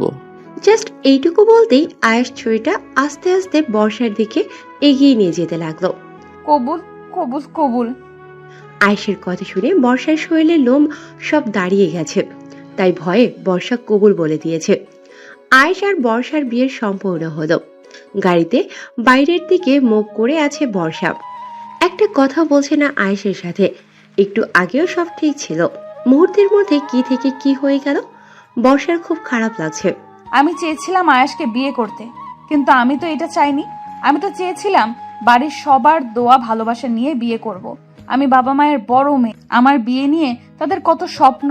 মা তার জামাইকে এই করবে সেই করবে, তার কত স্বপ্ন। তারা যদি জানতে পারে খুব কষ্ট পাবে। ছোট বোনটা তো সারা দিন আপনি তোর বিয়েতে আমি নাচবো, এই করব সেই করব। আর মামা মামি তারা তো আমাকে নিজেদের মেয়ের মতোই ভাবে। আর সেখানে আমি কি না, সবাইকে আমি কি জবাব দেব, কি উত্তর দেব আমি সবাইকে? তুমি এত চিন্তা করো না টুনটুনি পাখি। আমি আমাদের বিয়ের কথা কাউকে বলবো না। আমি তোমাকে পারিবারিক অনুমতি নিয়ে ধুমধাম করে আবার বিয়ে করব। আমি জানি তুমি আমাদের সেই ছোটবেলার বিয়ে মানো না, কিন্তু আমি তো মানি। সেই ছোটবেলা থেকেই আমার সকল মান, অভিমান, অনুভূতি, স্বপ্ন সব তোমাকে ঘিরে।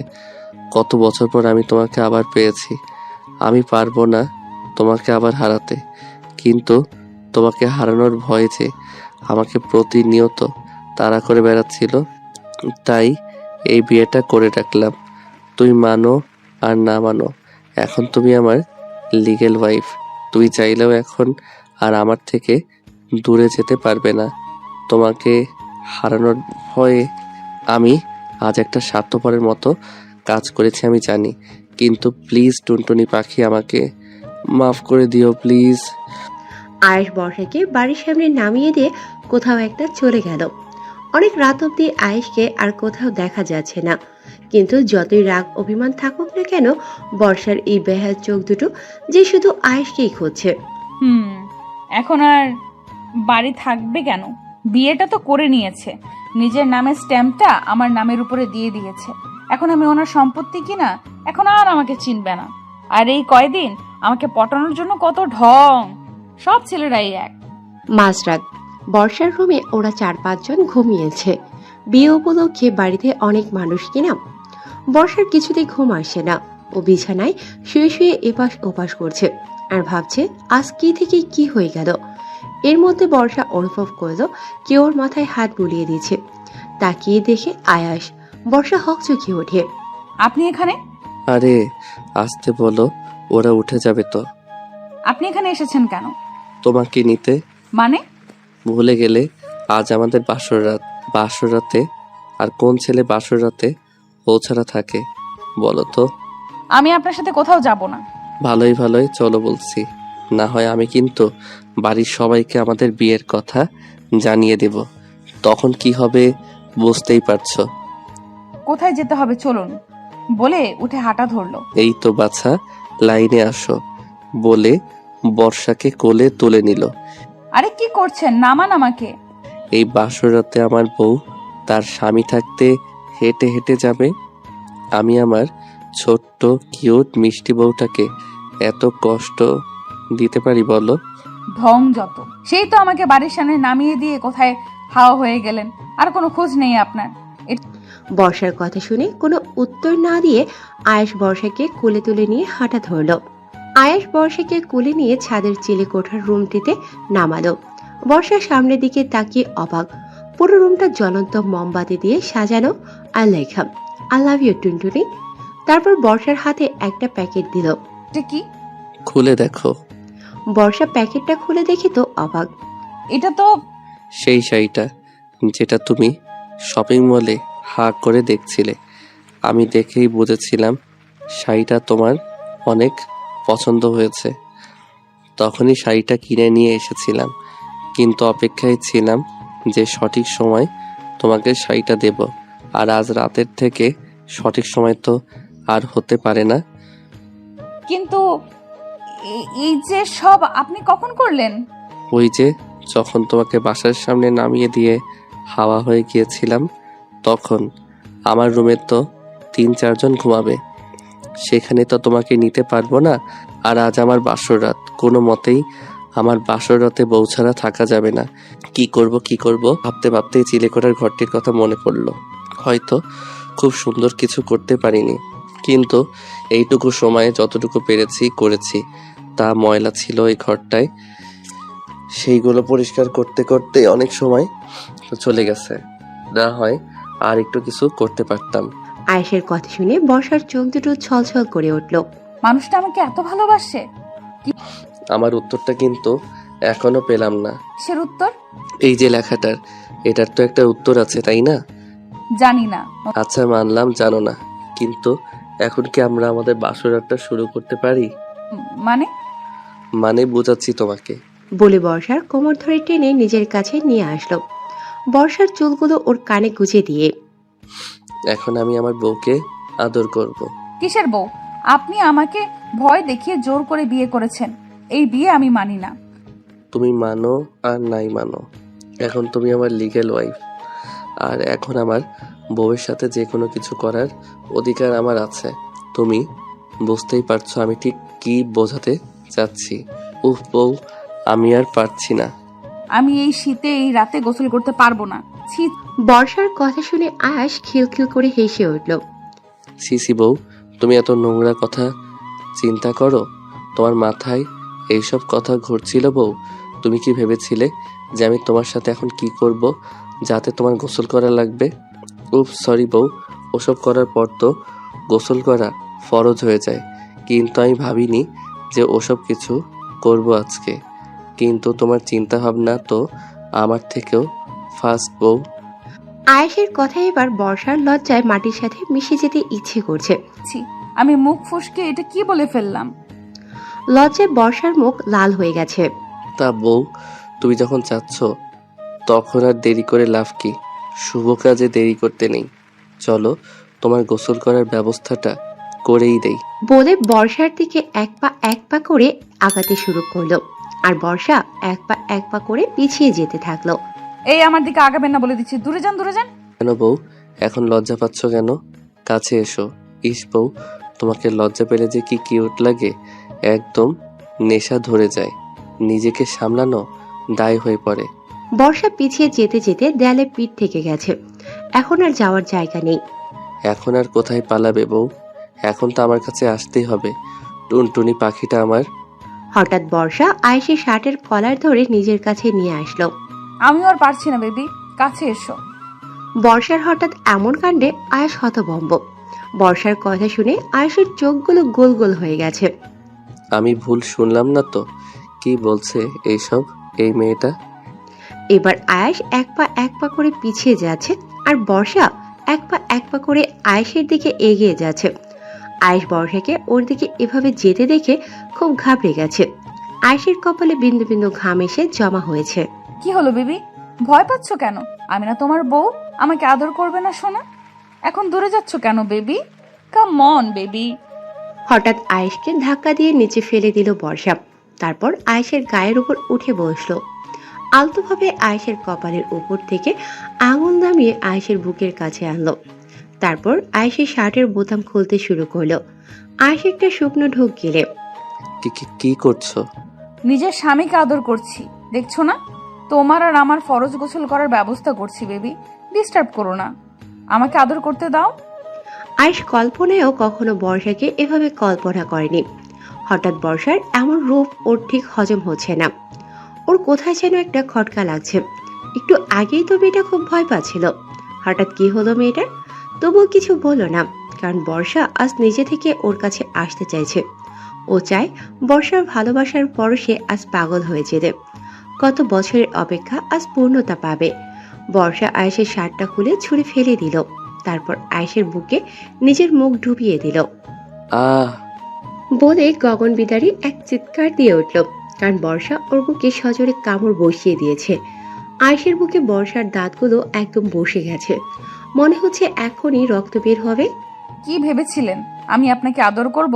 ইস, শখ কত সেগুড়ে বালি। ফের আমার কাছাকাছি আসার আগে আমার এই কামড়ের কথা মনে করবেন। বলে হনহন করে বেরিয়ে চলে গেল। আয়েশ বর্ষার কামড়ের দাগের দিকে তাকিয়ে একটা মুচকি হাসি দিল। থাক না, তোমার এই কামড়টাই আমার আর তোমার জীবনের প্রথম রাতের চিহ্ন হিসেবে। তোমার এই দাঁতের দাগগুলো আমার বুকে ব্যথার চেয়ে আনন্দটাই বেশি দিয়েছে টুনটুনি। আজ আফরিনের বিয়ে। বর্ষা কাল আয়েশের দেওয়া শাড়িটা পরেছে। যদিও আফরিনের বিয়ের দিন বর্ষা লেহেঙ্গা পরবে বলে লেহেঙ্গা কিনেছিল, কিন্তু আজ ওর আয়েশের দেওয়া শাড়িটাই বেশি পরতে ইচ্ছে করছে। বর্ষা শাড়িটা পরে হালকা মেকআপ করে বিয়ে বাড়িতে ঘুরছে, আর কাল রাতের ঘটনাগুলো একের পর এক ভাবছে। কি থেকে কি হয়ে গেল, বাবা মাকে ও কি জবাব দেবে, এইসব। ও নিজের চিন্তা এতই মত্ত ছিল যে চারদিকে ওর কোনো খেয়াল নেই। হঠাৎ অসাবধানতা বশত ওর শাড়িটা একটু সরে গিয়ে পেটের কিছু অংশ দেখা যাচ্ছিল। ওদিকে ওর কোনো খেয়াল নেই, কিন্তু কতগুলো ছেলে ওর পেটের দিকে বাজে নজরে তাকিয়েছিল। আর এটা দেখে আয়েশের মাথায় রক্ত উঠে গেছে। ওর রাগ বা ওর নিজে কোনোটাই ওর নিয়ন্ত্রণে নেই। ও এখন কি করছে কিছুই ওর মাথায় নেই। হঠাৎ আয়েশ এসে বর্ষার হাত ধরে টানতে টানতে নিয়ে গেল। আরে আরে, কোথায় নিয়ে যাচ্ছেন আমাকে? আয়েশ কিছু না বলে বর্ষাকে রুমে এনে দেয়ালের সাথে চেপে ধরল। পরপুরুষকে নিজের শরীর না দেখালে বুঝি তোমার পেটের ভাত হজম হয় না? কি বলছেন এসব? এখন কিছু বুঝতে পারছো না? একটু আগে তো ঠিকই অন্য ছেলেদের পেট দেখিয়ে আকৃষ্ট করেছিলে। বর্ষা ওর পেটের দিকে তাকিয়ে দেখে শাড়ির কিছুটা অংশ সরে গিয়েছে। দেখুন, আপনি ভুল করছেন। এখন তো আমি ভুল করবই। আসলে তোমাদের মতো মেয়েদের বিশ্বাস করাই ভুল। আমাকে রেখে এখন পরকিয়া করতে চাইছিলিস, তাই অন্য ছেলেদের নিজের শরীর দেখিয়ে বেড়াচ্ছিলি। কথাটা সোজা গিয়ে বর্ষার কলিজায় আঘাত করেছে। না চাইতেও ওর চোখ দিয়ে গড়িয়ে পানি পড়ছে। ওর সবচেয়ে কাছের মানুষটা কিছু না জেনে শুধুমাত্র রাগের বশে ওকে এত বড় একটা কথা বলতে পারলো। মুহূর্তের মধ্যে সব রাগ অভিমান এসে ভিড় করলো বর্ষার মধ্যে। বর্ষা রেগে গিয়ে দেখিয়েছি আমার পেট, দরকার পড়লে শাড়ি খুলে হাঁটবো, আপনার কি? তুই ভুলে যাচ্ছিস তুই আমার বিয়ে করা বউ। আপনিও ভুলে যাচ্ছেন, আপনি আমাকে ভয় দেখিয়ে জোর করে বিয়ে করেছেন, আর এই বিয়ে আমি মানি না। কি বললি তুই? তোর এত বড় সাহস? দাঁড়া, তুই একটু আগে ছেলেদের পেট দেখিয়ে বেরিয়েছিস তাই না? ওয়েট। বলেই বর্ষার পেট থেকে শাড়ি সরিয়ে বর্ষার পেটে নিজের নখ দিয়ে আঁচড় কেটে দিল। আয়েশের নখের আঁচড়ের সাথে সাথে বর্ষার পেটের চামড়া ছিলে রক্ত বের হতে শুরু করলো। আমার খুব লাগছে, ছাড়ুন। কিন্তু সেই দিকে আয়েশের কোনো ভ্রুক্ষেপ নেই। আয়েশ রাগের বসে ওর হিতাহিত জ্ঞান হারিয়ে ফেলেছে। ও এখন কি করছে বা বলছে কোনো কিছুর উপরই ওর কোনো কন্ট্রোল নেই। বর্ষা আয়েশকে ধাক্কা মেরে কাঁদতে কাঁদতে দৌড়ে বেরিয়ে গেল। বর্ষার ধাক্কায় আয়েশের হুঁশ ফিরল। ও এখন ভালোভাবে বুঝতে পারছে ও রাগের বশে এতক্ষণ ঠিক কি করেছে। হুঁশ ফিরতেই হাতে একটা মলম নিয়ে বর্ষাকে সারা বাড়ি খুঁজছে আয়াস, কিন্তু কোথাও বর্ষা নেই। আমি এটা কি করলাম, কেন করলাম? আমার খুব ভয় করছে। আমার উপর রাগ করে আমার টুনটুনি পাখিটা আবার আমাকে ছেড়ে চলে যাবে না তো? না না, আমার কলিজাটাকে আমাকে ছেড়ে যেতেই দেব না, কখনো না। ওকে ছাড়া তো আমার একদম চলবে না, কিন্তু রাগের বশে আমি এত বড় একটা ভুল করলাম কি করে। বর্ষা ছাদের এক কোণে বসে অঝরে কাঁদছে। খুব কষ্ট হচ্ছে আজর। ইচ্ছে করছে চিৎকার করে কাঁদতে, কিন্তু তাও পারছে না। ওর ভালোবাসার মানুষটা কিভাবে পারলো আজকে এত বড় একটা কথা বলল, শেষ পর্যন্ত কিনা ওর চরিত্র নিয়ে কথা বলল। এই ভালোবাসে আয়েশ ওকে। এদিকে আয়েশ বর্ষাকে খুঁজতে খুঁজতে আয়েশের অবস্থা পাগল পাগল। বর্ষা, এখানে কি করছিস? কিছু না তো। চল নিচে চল, সবাই নিচে। বিয়ে বাড়ি আর তুই কেনা এখানে একা একা বসে আছিস? তুই যা, আমি যাব না, আমার ভালো লাগছে না। তা বললে হবে? আজ আফরিন আপুর বিয়ে, চল চল। বলে বর্ষাকে জোর করে নিয়ে নিচে নিয়ে গেল। এতক্ষণ পর বর্ষাকে দেখে আয়েশ যেন প্রাণ ফিরে পেল। বর্ষাকে দেখে আয়েশ ওর সাথে কথা বলতে গেলেই বর্ষা পাশ কাটিয়ে চলে যায়। এই টুনটুনি, প্লিজ আমার কথাটা শোনো, আমার ভুল হয়ে গেছে, আই এম সরি। বর্ষা কোনো উত্তর না দিয়ে চলে গেলে আর আয়েশ বর্ষার পিছু পিছু ছুটতে থাকলো। কিন্তু এর মধ্যে আফরিনের বিয়ে শেষ। এখন আফরিনের বিদায়। আর আয়েশ আফরিনের একমাত্র ভাই, তাই ওর অনেক কাজ। তাই আফরিনের বিদায়ীতে আয়েশ ব্যস্ত হয়ে আর বর্ষার কাছে যেতে পারল না। আফরিনের বিদায়ের পরই অনেক আত্মীয়রা অনেকে চলে গেছে। তাই আজ রুমে শুধু আনিকা আর বর্ষাই ঘুমিয়েছে। মাঝরাত, বর্ষার ঘুম আসছে না। ওর খুব কষ্ট হচ্ছে। বিছানায় একপাশে গুটিসুটি মেরে বসে বসে কাঁদছে, আর পাশেই আনিকা ঘুমোচ্ছে। এর মধ্যে আয়েশ দরজা খুলে রুমে প্রবেশ করলো। আয়েশকে দেখেই বর্ষা মুখ ঘুরিয়ে অন্যদিকে তাকালো। আই এম সরি টুনটুনি, আমার ভুল হয়ে গেছে, আমি আর কখনো এমন করব না, আমাকে মাফ করে দাও প্লিজ। বর্ষা কোনো কথা বলছে না। সরি প্লিজ, তখন আমার মাথা খুব গরম হয়ে গেছিল, আমার নিজের উপর কোনো কন্ট্রোল ছিল না, প্লিজ এইবারের মতো মাফ করে দাও। বর্ষা এবার চুপ। আমার সাথে কথা বলবে না, প্লিজ চুপ করে থেকো না, কিছু বলো। বর্ষা কথা বলছে না, ওর চোখ দিয়ে শুধু অঝরে পানি ঝরছে।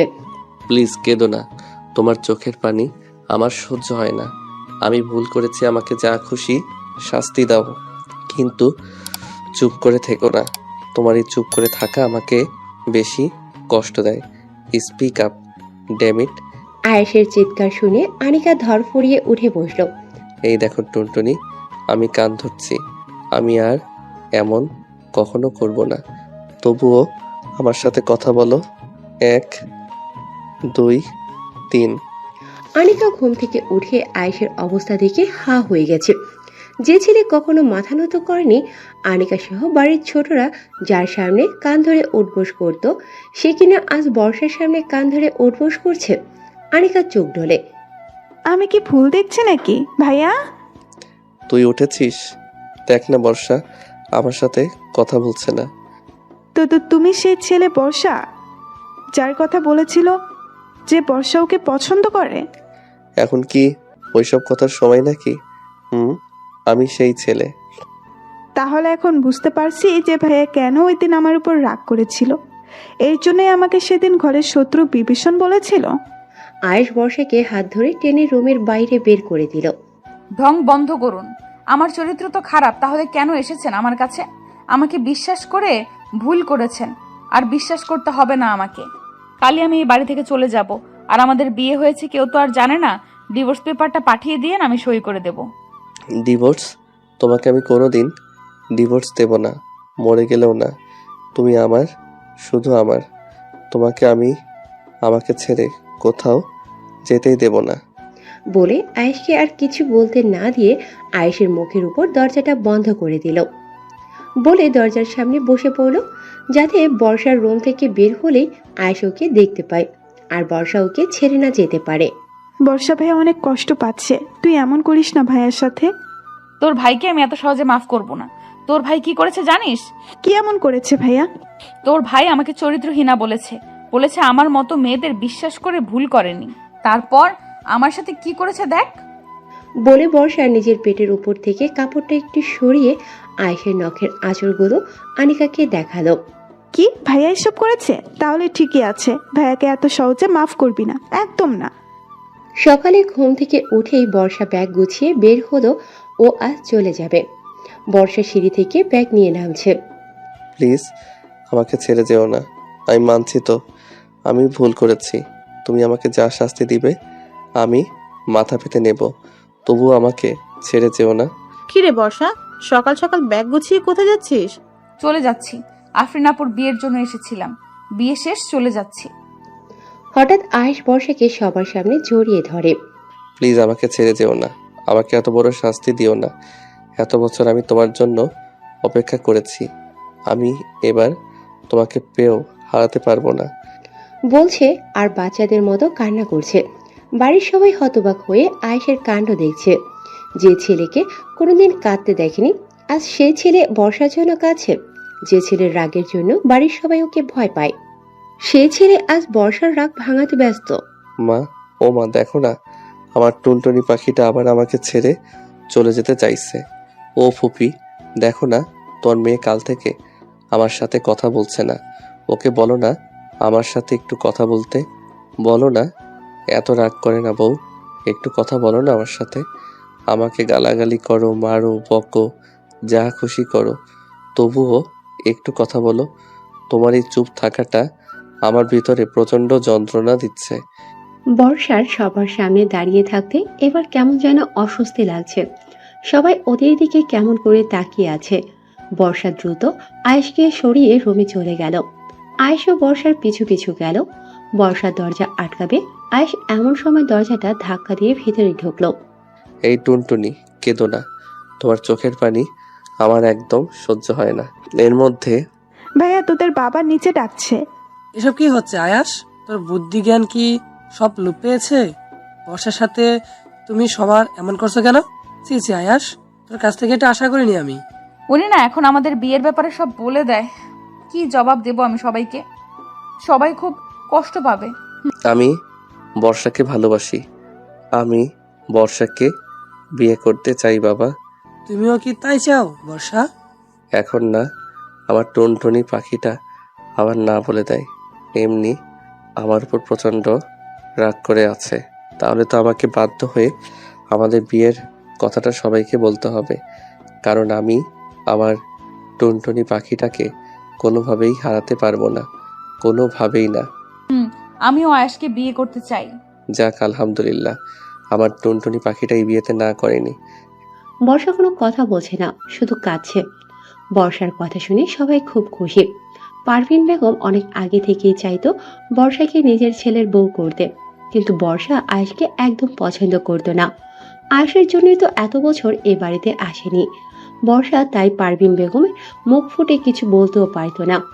এইদিকে এক কোণে দাঁড়িয়ে দাঁড়িয়ে সবটা দেখছিল আবির। ওর বুকটা ফেটে যাচ্ছে আজ, খুব কষ্ট হচ্ছে ওর। ও তো এত বছর ধরে বর্ষাকে ভালোবেসে আসছে। ও চেয়েও ওর ভালোবাসার মানুষটাকে আজ কিছু বলতে পারছে না, আটকাতে পারছে না। ও বিশ্বাস করতে পারছে না ওর ভালোবাসার মানুষটা অন্য কাউকে ভালোবাসে। ও মানতে পারছে না ওর ভালোবাসার মানুষটা অন্য কারো হবে। নীরবে নিঃশব্দে আবিদের চোখ থেকে গড়িয়ে গড়িয়ে পানি পড়ছে। সবার চোখ এড়িয়ে গেল আবিদের এই অবস্থা, আনিকার চোখ এড়িয়ে যায়নি। আনিকা আবিদের চোখের পানি একদম সহ্য করতে পারছে না। আবিদের চোখের পানি যেন আনিকার বুকের মধ্যে তোলপাড় শুরু করে দিয়েছে। আনিকাও যে আবিদকে খুব ভালোবাসে। আয়াস আর বর্ষার বিয়েটা সুষ্ঠুভাবেই সম্পূর্ণ হয়েছে। বাসর ঘরে বসে আছে বর্ষা। আয়াস রুমে ঢুকে দরজাটা আটকে দিয়ে বর্ষার পাশে গিয়ে বসলো। বর্ষা উঠে চলে যাওয়া শুরু করতেই বর্ষার কোমর ধরে আয়াস নিজের সাথে মিশিয়ে নিল। এখন আমার উপর রাগ করে থাকবে বউ? বর্ষা অন্যদিকে মুখ ঘুরিয়ে ফিরিয়ে আছে। কথা বলবেন আমার সাথে? বর্ষা কোনো কথা বলছে না। তোমাকে কিভাবে কথা বলাতে হবে তা আমার ভালোভাবেই জানা আছে, বলে নিজের বৃদ্ধা আঙ্গুলি দিয়ে বর্ষার ঠোঁটে স্লাইড করতে লাগলো। আর আয়েশের প্রতিটা স্পর্শে বর্ষা কেঁপে কেঁপে উঠছে। তারপর বর্ষার গলায় মুখ ডুবিয়ে দিয়ে দিল এক কামড়। আহ বলে আয়েশকে ধাক্কা দিয়ে সরিয়ে দিল। কি করলেন এটা? উফ বাবা, জ্বলে যাচ্ছে। আপনি কি মানুষ নাকি অন্য কিছু? কাল আছড়ে আমার পেটের চামড়া ছিলে দিয়েছেন, আজ আবার কামড় দিচ্ছেন। এই তো আমার টুনটুনি পাখিটা কথা বলেছে। আমি তো ভেবেছিলাম আমার বউটা বোবা হয়ে গেছে, দেখি কাল কি করেছি। বলে বর্ষার পেটে হাত দিয়ে পেটের কাপড় সরিয়ে দিতেই বর্ষা আয়েশের হাত সরিয়ে দিয়ে দূরে গিয়ে দাঁড়ালো। হয়েছে, আর আদিক্ষেতা দেখাতে হবে না। আয়াস বর্ষার কোমর ধরে এক টানে নিজের কাছে এনে বর্ষার পেটের কাপড় সরিয়ে একটা চুমু দিল। সরি টুনটুনি পাখিটা, আমি তোমাকে কষ্ট দিতে চাইনি, কিন্তু ওই ছেলেগুলো তোমার দিকে বাজেভাবে তাকিয়েছিল বলে আমি নিজেকে একদম কন্ট্রোল করতে পারিনি। এইবারের মতো মাফ করে দাও প্লিজ, আর কখনো এমন করব না, কথা দিচ্ছি। বর্ষা আয়েশকে সরিয়ে দিয়ে বর্ষার রাগে কটমট করতে করতে একটা বালিশ আর কাঁথা নিয়ে বারান্দার দিকে রওনা দিল। কোথায় যাচ্ছ? বারান্দায়। কেন? আমি আজ বারান্দায় ঘুমাবো। কি ভেবেছেন কি আমি এই বিয়েতে রাজি হয়েছি বলে কি আপনাকে মাফ করে দিয়েছি? কখনো না। যেহেতু আমাদের আগেই বিয়ে হয়ে গিয়েছে, তাই এখন না বলার কোনো মানেই হয় না। তাই এই বিয়েতে রাজি হয়েছি, কিন্তু আপনার সাথে এক বিছানায় একসাথে থাকা আমার পক্ষে সম্ভব না। ও আচ্ছা, তাহলে যাও, বারান্দার দরজা খোলাই আছে। বলে বিছানার একপাশে টান টান হয়ে শুয়ে পড়ল। ব্যাপারটা কি হলো? এই পাজিটা আজ আমাকে আটকালো না কেন? পাজিটা এত তাড়াতাড়ি রাজি হয়ে গেল কিভাবে? আমাকে কি আজ রাতে বারান্দায় থাকতে হবে? কোথায় ভেবেছিলাম আমি বারান্দায় যেতে চাইলে এই পাজিটা আমায় আটকিয়ে বলবে, তুই বিছানায় শুয়ে পড়ো, তুমি বিছানায় শুয়ে পড়ো, আমি বারান্দায় যাচ্ছি। তা না, এত তাড়াতাড়ি রাজি হয়ে গেল। বারান্দায় আমি একা একা থাকবো কিভাবে? আমার তো খুব ভয় লাগছে। কি হলো, দাঁড়িয়ে আছো কেন? যাও বারান্দায়, নাকি আমার এগিয়ে দিয়ে আসতে হবে? কেন বলতে গেলাম আমি বারান্দায় ঘুমাবো, আমি সোফায় ঘুমাবো বললেও তো হতো, কিন্তু বুঝতে পারিনি এই পাজিটা এত তাড়াতাড়ি রাজি হয়ে যাবে। এখন তো আমাকে বারান্দায় যেতেই হবে, না হলে এই পাজিটা আমাকে নিয়ে হাসবে। বর্ষা করুণ দৃষ্টিতে একবার আয়েশের দিকে তাকিয়ে একটা ঢোক গিলে বারান্দায় চলে গেল। বর্ষা বারান্দায় পা দেবে, এর মধ্যে দেখে বারান্দায় কেউ একজন কাদামাটি বিছিয়ে রেখেছে। বর্ষার আগে কটমট করতে করতে রুমের ভিতর সোফার দিকে যায়। সোফায় বসতে যাবে এমন সময় দেখে সোফা একদম পানি দিয়ে ভিজিয়ে টইটুম্বর করে রাখা হয়েছে। বর্ষা আয়েশের দিকে একবার অগ্নি দৃষ্টিতে তাকিয়ে মেঝেতে শুতে যায়। গিয়ে দেখে মেঝের যে অংশ খালি, সেখানে কোনো মানুষ শুতে পারবে সেখানেও কাদামাটি বিছিয়ে রাখা হয়েছে। বর্ষা শেষমেশ আর উপায় না পেয়ে খাটে বিছানায় শুতে যায়। বিছানার এক পাশে আয়াস শুয়ে আছে। বর্ষা বিছানার অন্য পাশে শুতে গেলেই দেখলো বিছানার ওই পাশটা পানি দিয়ে ভিজিয়ে রাখা হয়েছে। বর্ষার রাগে কটমট করতে করতে বলে, এটা কি হলো? কি হয়েছে আমার টুনটুনি পাখিটা? ঢং করতে হবে না, আমি জানি এই সব আপনার কাজ। আপনাকে আমি হারে হারে চিনি। তুমি আমাকে চিনবে না তো কে চিনবে? 10টা না 5টা না একটা মাত্র বউ। আমি এখন কোথায় ঘুমাবো? আয়েশ আঙুল দিয়ে নিজের বুকটা দেখিয়ে। এখানে। পাজি ছেলে বলে দরজার দিকে এগিয়ে যেতে আয়েশ বর্ষার হাত ধরে হ্যাসকার টান দিয়ে নিজের কাছে নিয়ে আসলো। এই টুনটুনি পাখিটা, শোনো না, আমাকে এইবারের মতো মাফ করে দাও না, আমি আর এমন করব না। বর্ষা অন্যদিকে মুখ ঘুরিয়ে তাকিয়ে আছে। আয়েশ নিজের শার্ট খুলে পকেট থেকে একটা ছুরি বের করে ওর বুকে যেখানে বর্ষা কামড় দিয়েছিল সেখান থেকে খুঁচিয়ে খুঁচিয়ে রক্ত বের করতে শুরু করলো। আরে আরে কি করছেন? পাগল হয়ে গেছেন নাকি? আমি পাগল হয়ে গেছি। তুমি আমার উপর যখন থেকে রাগ করে আছো তখন থেকে আমার নিজেকে পাগল পাগল লাগছে। ছুরিটা নিচে রাখুন প্লিজ। না, আমি তোমার সাথে যা যা করেছি আগে সেই সবের জন্য নিজেকে শাস্তি দেব, তারপর ছুরি রাখবো। ভয় পেও না, আমি আত্মহত্যা করব না, কারণ আমি মরে গেলে তুমি যদি আবার অন্য কারো হয়ে যাও, এমনি ওই আবিরটা তোমার জন্য মুখিয়ে আছে। আমাদের যখন বিয়ের কথা হচ্ছিল তখন আমি খেয়াল করেছি ও আমাদের বিয়েটা মানতে পারছিল না। এখন আমার কিছু হলেই আমি শিওর ওই বজ্জারটা তোমার দিকে হাত বাড়াবে, আর আমি জানি, আর আমি সেটা কিছুতেই হতে দিতে পারি না। আমি মরে গেলেও তোমাকে অন্য কারোর সাথে মানতে পারবো না। এমন একটা সিরিয়াস মোমেন্টেও আপনার এইসব কথা? ছুরিটা আমাকে দিন।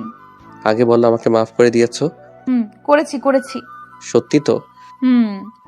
3 সত্যি? 3 সত্যি। তাহলে আমাকে জড়িয়ে ধরো। পারবো না। তাহলে আমিও ছুরি ফেলবো না। আপনি খালি গায়ে তাই জড়িয়ে ধরতে পারবেন একটু পর তো। বলতেই বর্ষা আয়েশকে জড়িয়ে ধরলো। অসভ্য লোক একটা, আপনার মুখে কিছুই আটকায় না। আয়েশ ছুরি ফেলে দিয়ে বর্ষাকে জড়িয়ে ধরলো। তারপর বর্ষাকে কোলে নিয়ে বিছানায় শুইয়ে দিল। এই কি করছেন? কাছে আসবেন না। আর তাছাড়া আপনার বুকে কাটা জায়গায় এখন ওষুধ লাগাতে হবে। এই মুহূর্তে আমার সবচেয়ে বড় ওষুধ তুমি টুনটুনি। একদম কাছে আসবেন না। আজকে তো তোমার বারণ আমি শুনবো না। তুই না চাইলেও আমি তোমার কাছে যাব, দরকার হয় জোর করে যাব। বলে বর্ষার উপর শুয়ে পড়ল।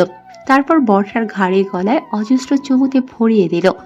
একটু পর বর্ষার গলা থেকে মুখ তুলে বর্ষার দিকে তাকিয়ে। আজকে কি গোসল করতে পারবে? বর্ষা লজ্জায় আয়েশের বুকে মুখ লুকালো। তারপর বদ্ধ দরজার পিছনে যা হয়েছে তা আয়েশ আর বর্ষার সিক্রেট। সকালে আয়েশ ঘুম থেকে উঠে দেখে বর্ষা এখনো ঘুমোচ্ছে।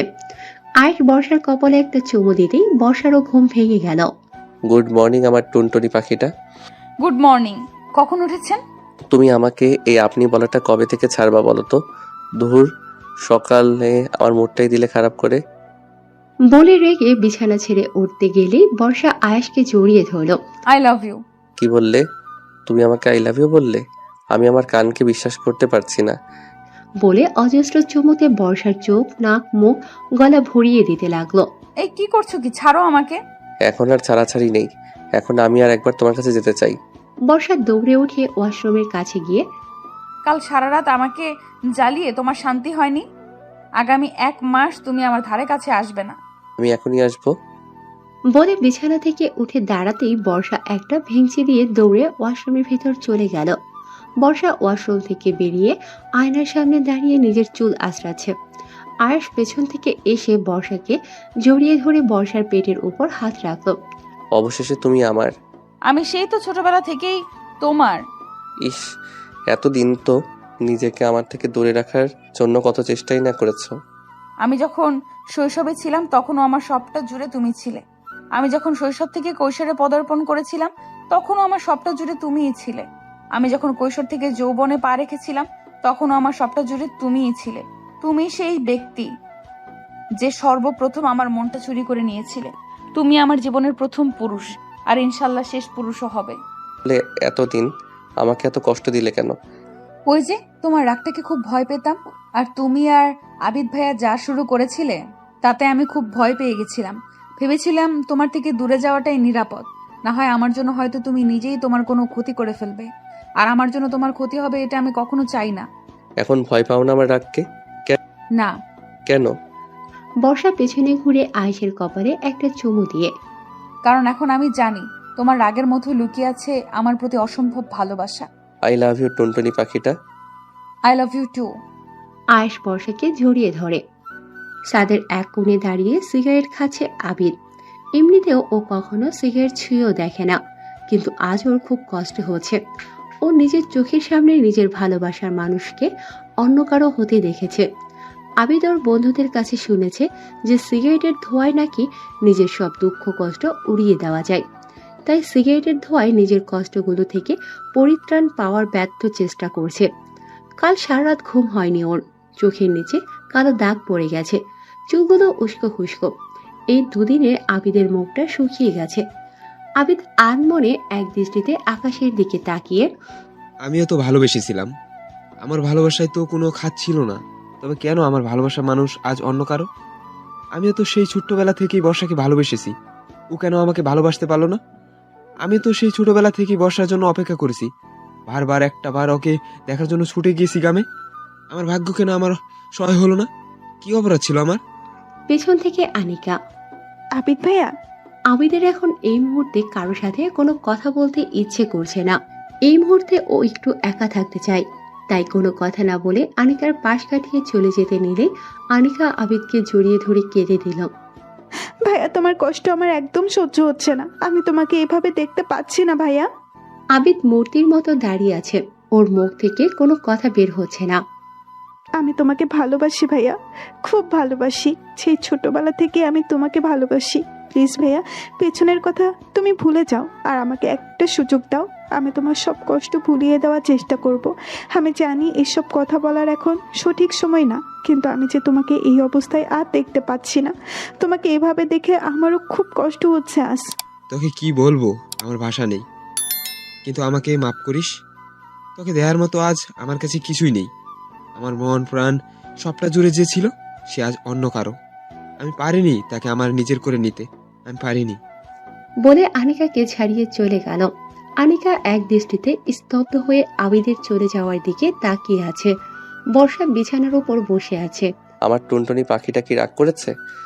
বর্ষা আয়াসকে জড়িয়ে ধরে, কেন আমার এত সুন্দর কিউট বটের উপর রাগ কেন করব? যাতে আমি আদর করে আমার বউটার রাগ ভাঙাতে পারি। আমি একটুও রাগ করিনি। ইস একটু রাগ করে থাকলেও তো পারতে। তারপর আমি অফিস থেকে ফিরে আদর করে তোমার রাগ ভাঙাতাম। ইস, এই 2-3 তো রাগ করেছিলাম, দেখেছি তো কেমন পাগল পাগল হয়ে গেছিলে। ওটা তো সিরিয়াসভাবে রাগ করেছিলে। এখন কি আমি তোমাকে সিরিয়াসভাবে রাগ করতে বলেছি নাকি? সে একটু ঢং করে রাগ করবে আমার সাথে, সেটা বলেছি। ইস, শোনো, বলো টুনটুনি। বর্ষা নিজের ঠোঁট দেখিয়ে একটা কিসি দাও। আয়েশ একটা মুচকি হাসি দিয়ে নিজের ঠোঁট জোড়া বর্ষার ঠোঁটের সাথে মিলিয়ে দিল। এভাবেই চলতে থাকলো বর্ষা আর আয়েশের সুখের সংসার। আয়েশ রোজ অফিস থেকে ফেরার পথে বর্ষার জন্য হাতে করে কিছু না কিছু নিয়ে আসে। কখনো বেলি ফুলের মালা, কখনো কাঠগোলাপ, কখনো লাল গোলাপ, কখনো শাড়ি। আবার বর্ষা রাতে না খেয়ে আয়েশের জন্য না খেয়ে অপেক্ষা করে। দেখতে দেখতে কেটে গেল কিছু বছর। হঠাৎ একদিন বর্ষা মাথা ঘুরে পড়ে গেল। সেদিন আয়েশের অবস্থা প্রায় পাগল পাগল হয়ে গিয়েছিল, কিন্তু ডাক্তারের কাছে গিয়ে জানতে পারলো বর্ষা প্রেগনেন্ট। কথাটা জানার পর সারা বাড়িতে খুশির বন্যা বয়ে গেল। আয়েশও খুব খুশি, সে বাবা হতে চলেছে। গুটি গুটি পায়ে সে আয়েশের হাত ধরে হাঁটবে, তাকে পাপা পাপা বলে ডাকবে। সে তো ইতিমধ্যে তার বেবির নামও ঠিক করে ফেলেছে। বাড়ির সবাই বর্ষার প্রতি এক্সট্রা কেয়ার করা শুরু করেছে। আয়েশও তাড়াতাড়ি অফিস থেকে চলে আসে। অফিসে গিয়েও প্রতি মিনিটে মিনিটে বর্ষার কাছে কল করে, বর্ষা কখন কি করছে, কি খাচ্ছে, নিজের খেয়াল রাখছে কিনা ইত্যাদি। অফিসে থাকলেও আয়েশের মন পড়ে থাকে বর্ষার কাছে। বর্ষারও অনেক স্বপ্ন, তাদের একটা ছোট্ট প্রিন্স অথবা প্রিন্সেস আসবে, তাকে আদো আদো কণ্ঠে মাম্মাম বলে ডাকবে। হঠাৎ একদিন আয়েশ বাসায় ফিরছে না দেখে সবাই চিন্তা করছে বর্ষার তো পাগল পাগল অবস্থা।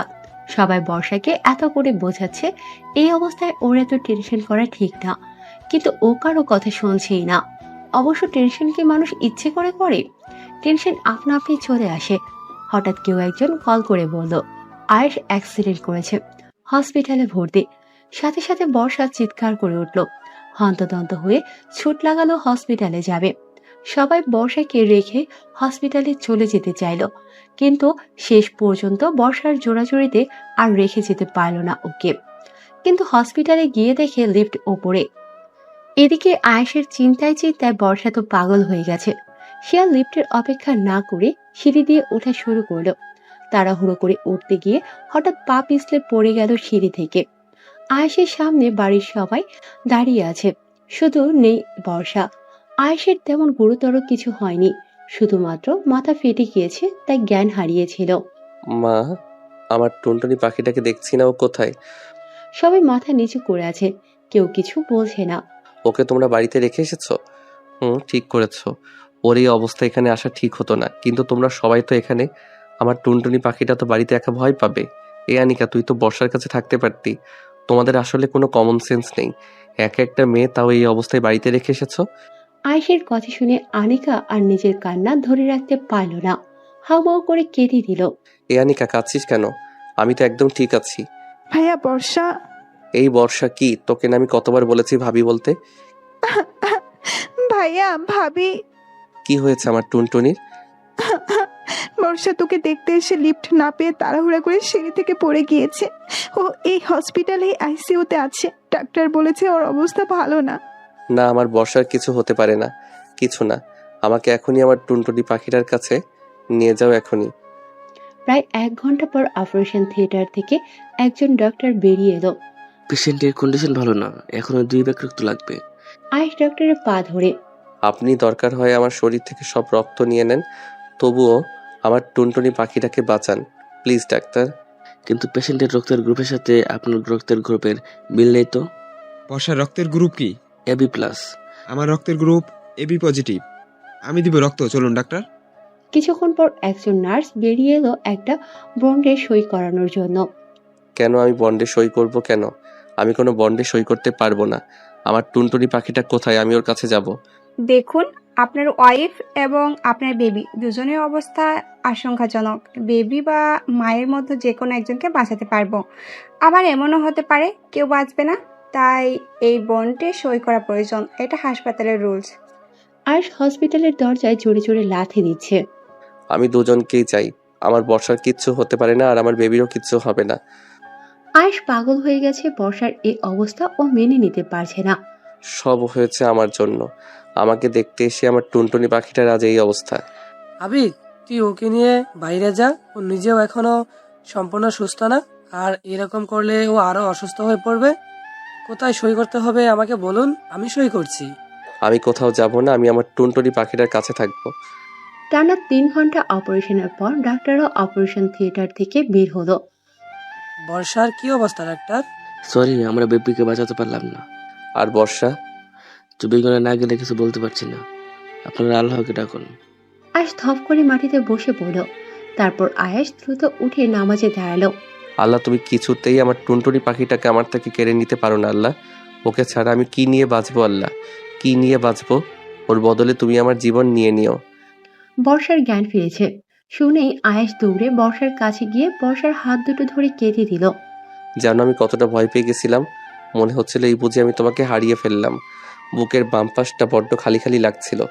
আমি এখন একদম ঠিক আছি বলে উঠতে গেলেই হুম, একদম উঠবে না, তুমি এখনো সম্পূর্ণ সুস্থ না। আমাদের বেবি ঠিক আছে তো? আয়াস কি বলবে কিছু বুঝতে পারছে না। বর্ষাকে কিভাবে জানাবে যে ওদের বেবিটাকে ও বাঁচাতে পারেনি। ওইসব পরে হবে, আপাতত তুমি রেস্ট নাও। তুমি এখনো অসুস্থ। তুমি কি আমার কাছ থেকে কিছু লুকাচ্ছ? আয়াস জোরপূর্বক একটা হাসি দেওয়ার চেষ্টা করে। আরে না, কি লুকাবো? আমি তোমার মুখ দেখেই বুঝতে পারছি তুমি আমার কাছ থেকে কিছু লুকাচ্ছ। আমাদের বেবি ঠিক আছে তো? বর্ষার রীতিমতো পাগলামি শুরু করেছে ওর বেবির জন্য। শেষ পর্যন্ত আয়াস আর বর্ষার এই অবস্থা সহ্য করতে না পেরে সবটা খুলে বলল। বর্ষা একটা চিৎকার দিয়ে, তুমি বলো না আমাদের বেবি সুস্থ আছে, একবার বলো না প্লিজ। আয়াস বর্ষাকে জড়িয়ে ধরে মাথায় হাত বুলিয়ে দিতে দিতে বলে, কেঁদো না, তোমার কান্না যে আমার একদম সহ্য হয় না। ভাগ্যকে মেনে নাও টুনটুনি। এই ঘটনার পর থেকেই বর্ষা ডিপ্রেশনে চলে যায়। সারাদিন রুমে আটকে বসে থাকে, কারোর সাথে কথা বলে না। ছাদে দাঁড়িয়ে আছে আনিকা, পেছন থেকে আবিদ। আনিকা, কিছু বলবে আবিদ ভাই? কথাটা কিভাবে বলবো বুঝতে পারছি না ঠিক। তুমি কি আমাকে এখনো ভালোবাসো? আনিকা আবিদের হঠাৎ এমন প্রশ্নে অবাক চোখে আবিদের দিকে তাকিয়ে আছে। আসলে আমি চাইছি আমাদের সম্পর্কটাকে নতুন একটা সুযোগ দিতে। আমিও তোমাকে ভালোবাসতে চাই। পৃথিবীতে সবাই সবার ভালোবাসার মানুষটাকে পাবে এমন না। আমিও না হয় পাইনি। আমি আমার অতীতটাকে ভুলে যেতে চাই, তোমার সাথে নতুন করে বাঁচতে চাই, তোমাকে নিয়ে নতুন করে স্বপ্ন দেখতে চাই। তুমি কি আমাকে শেষ একটা সুযোগ দিবে আনিকা? কথা দিচ্ছি আমি কখনো তোমাকে কষ্ট দিব না, কখনো তোমাকে ঠকাবো না।